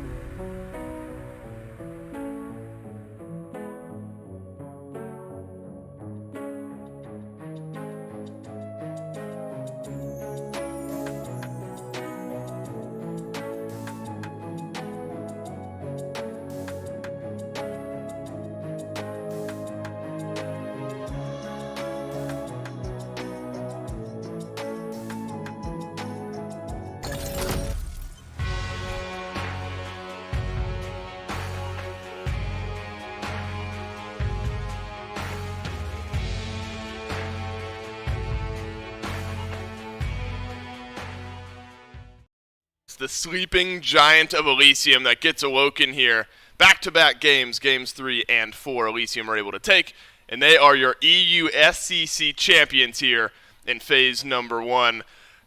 This is, I think, what we expected to see from this Elysium team. Bit of a stumble there in game number 2, but clean in back-to-back games here to not only take pretty decent prize money, but take first place in the EU SCC. One final time for EU. We've still got a whole nother region to go through. Taco joins me to break down not only this game, but this set in general. I kind of said it there, Taco. It just felt like a matter of time before this Elysium team really got those wheels turning and got the win. There were certainly some moments, and the score line not really as telling as how close these actual games ended up being between these two teams. Pandemonium definitely put up one heck of a fight, but ultimately this Giannis pick just proved to be the nuisance that Giannis has always been throughout the entirety of Season 8. There's a prime reason why this god hardly ever gets to make his way into the actual pro league. So to see him so often here in the SCC, Dulcin, it is a bit of a shock, but adapting, doing the typical Adapt King things that we have grown to know and love from him throughout his time in competitive play, and just so much mobility. It just became impossible for for Pandemonium to escape. Those first two clips actually were where things, I think, kind of started to get the ball rolling. It was the same play, just from different angles. Angry hit the double through space in time, and then the second clip was when Adapting was in range to capitalize on the damage. This is when this game this is only 3 minutes before it ended, but when Adapting was at this point playing with that type of mentality, that's when Pandemonium had to figure the game didn't have much more in it. Tarum 2-1-3, Adapting 5-3-3, 3-1-4 for Angry on that Giannis. And that was, we were somewhat surprised, weren't we, in picks and bans, where Pandemonium, the way they picked ban, they left open maybe the priority solo laner and maybe the priority mid laner out of that Giannis. And I think you make a good point there, Taco, on that. There's plenty of fight back from Pandemonium. This was not a one-sided matchup through and through. But this Elysium team, hope they stick together in the next phase of the SCC, because I think they've got a lot more in them, and they brought it today. For sure. Elysium definitely looking like one of the more dominant teams out of the European region. I mean, they are number one for a reason, Dulcin. And Pandemonium, on the other hand, shouldn't be too down on themselves. They definitely put up one of a fight, like we have been sure to highlight. But I think that they just had more intentions of trying to play through that duo lane. Those never really just got to arise for the team, and it was just really commanding control from Elysium throughout the final game. Pandemonium got $17,500, so I'm not sad about that. Maybe $30,000 is a little bit better, but Pandemonium definitely walking away with some serious prize money here. Here's a look back at the EU weekend that we had. Elysium only dropped technically 2 single games this entire weekend. They dropped 1 to Snake Hunters. 0 games dropped against Pandemonium in the semifinals, and then just the 1 game dropped here. I think that kind of highlights the route and the expectations of this Elysium team. It was always kind of Pandemonium accounting department, Snake Hunters juggling for that 2, 3, and 4 spot. So I think if this Elysium team kind of sticks together, dominance in the future for sure.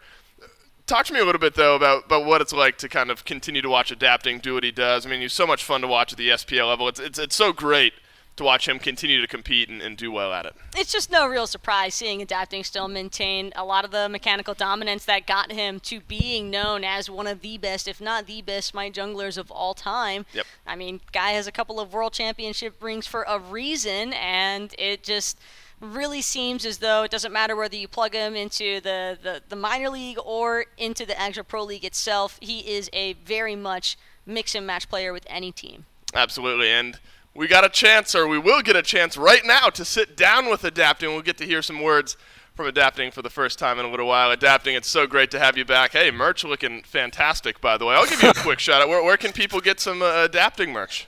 Yes, teesprings.com/AdaptKingdom. No, Adapt. Oh, sorry, no, I can't remember the name. I give a free spot. I'm sure if they find it on your Twitter account, they'll be able to go online, get some merch for themselves. It looks good. They might not be able to play as well as you did, but they'll look as good as you do sitting there in that merch. Adapting, first and foremost, give me some thoughts overall on kind of competing. You took a step back from the SPL. You stuck with the SCC. You still have that competitive spirit alive. So what does it mean to you to be able to grab the Phase 1 championship here in the SCC? I mean, it feels great, and it's really fun still to be competing. I'm glad I got this opportunity to play for this team. Yep. I'm having a lot of fun playing with this team. They're all really, really fun people to be around and play with. And I mean, I think they're really good. And yeah, as always, I still have that competitive drive. Yep. It is a bit sad that I can't get to play against the very best teams in the world. But I mean, best in Europe, well, I'll take that. That's right. You'll take that every day of the week. Look, that's what's most important. You have fun competing. You're making some good money and prize money while you do it. and having fun all the way down the stretch. Now, talk to me a little bit, though, about game number 2. You guys come in with a 1-game advantage. Game 2, you're about to end the game. Pandamonium kind of turn it around. They get a pentakill. What's the communication like in a moment like that? You think you're about to grab the win, then it gets turned around on you. Wait, I think you got them mixed up. The Wait, Pandamonium was around? about to... Yeah. Pandamonium Wait, was about to end around, us, and then Spudhound... That's right. I flipped it around. Got the Pandemonium's about to yeah. win. Spudio ends up turning it around in game 3. It's that 1-game advantage. You guys did so well that I got the games all mixed up. Talk to me about the communication in that moment for you guys, saving the game and turning it around. I mean, we knew Spudhound was gonna defend that, so like we just watched the show really, and then as soon as he won that fight, we all kind of knew that like, okay, we're gonna win this game now. So like, because we just collected a free FG, and we just felt like we're never gonna lose a fight from even. Right. And we just kind of played it slow and waited for them. They kind of made a mistake trying to rush down mid to, I guess, try and force us to make a mistake. Yep. But knew the game was good as done after that. And I think that's really when you guys kind of ignited in this set, and it was all kind of an afterthought from that point on. Spudio, big pentakill to turn around that game, turn around the set, grab you guys the win. Adapting, it's always a pleasure talking to you. Great to hear from you again. Best of luck in the future. Everyone at home, stick around. We got the NA semifinals and finals coming up next. Thank you.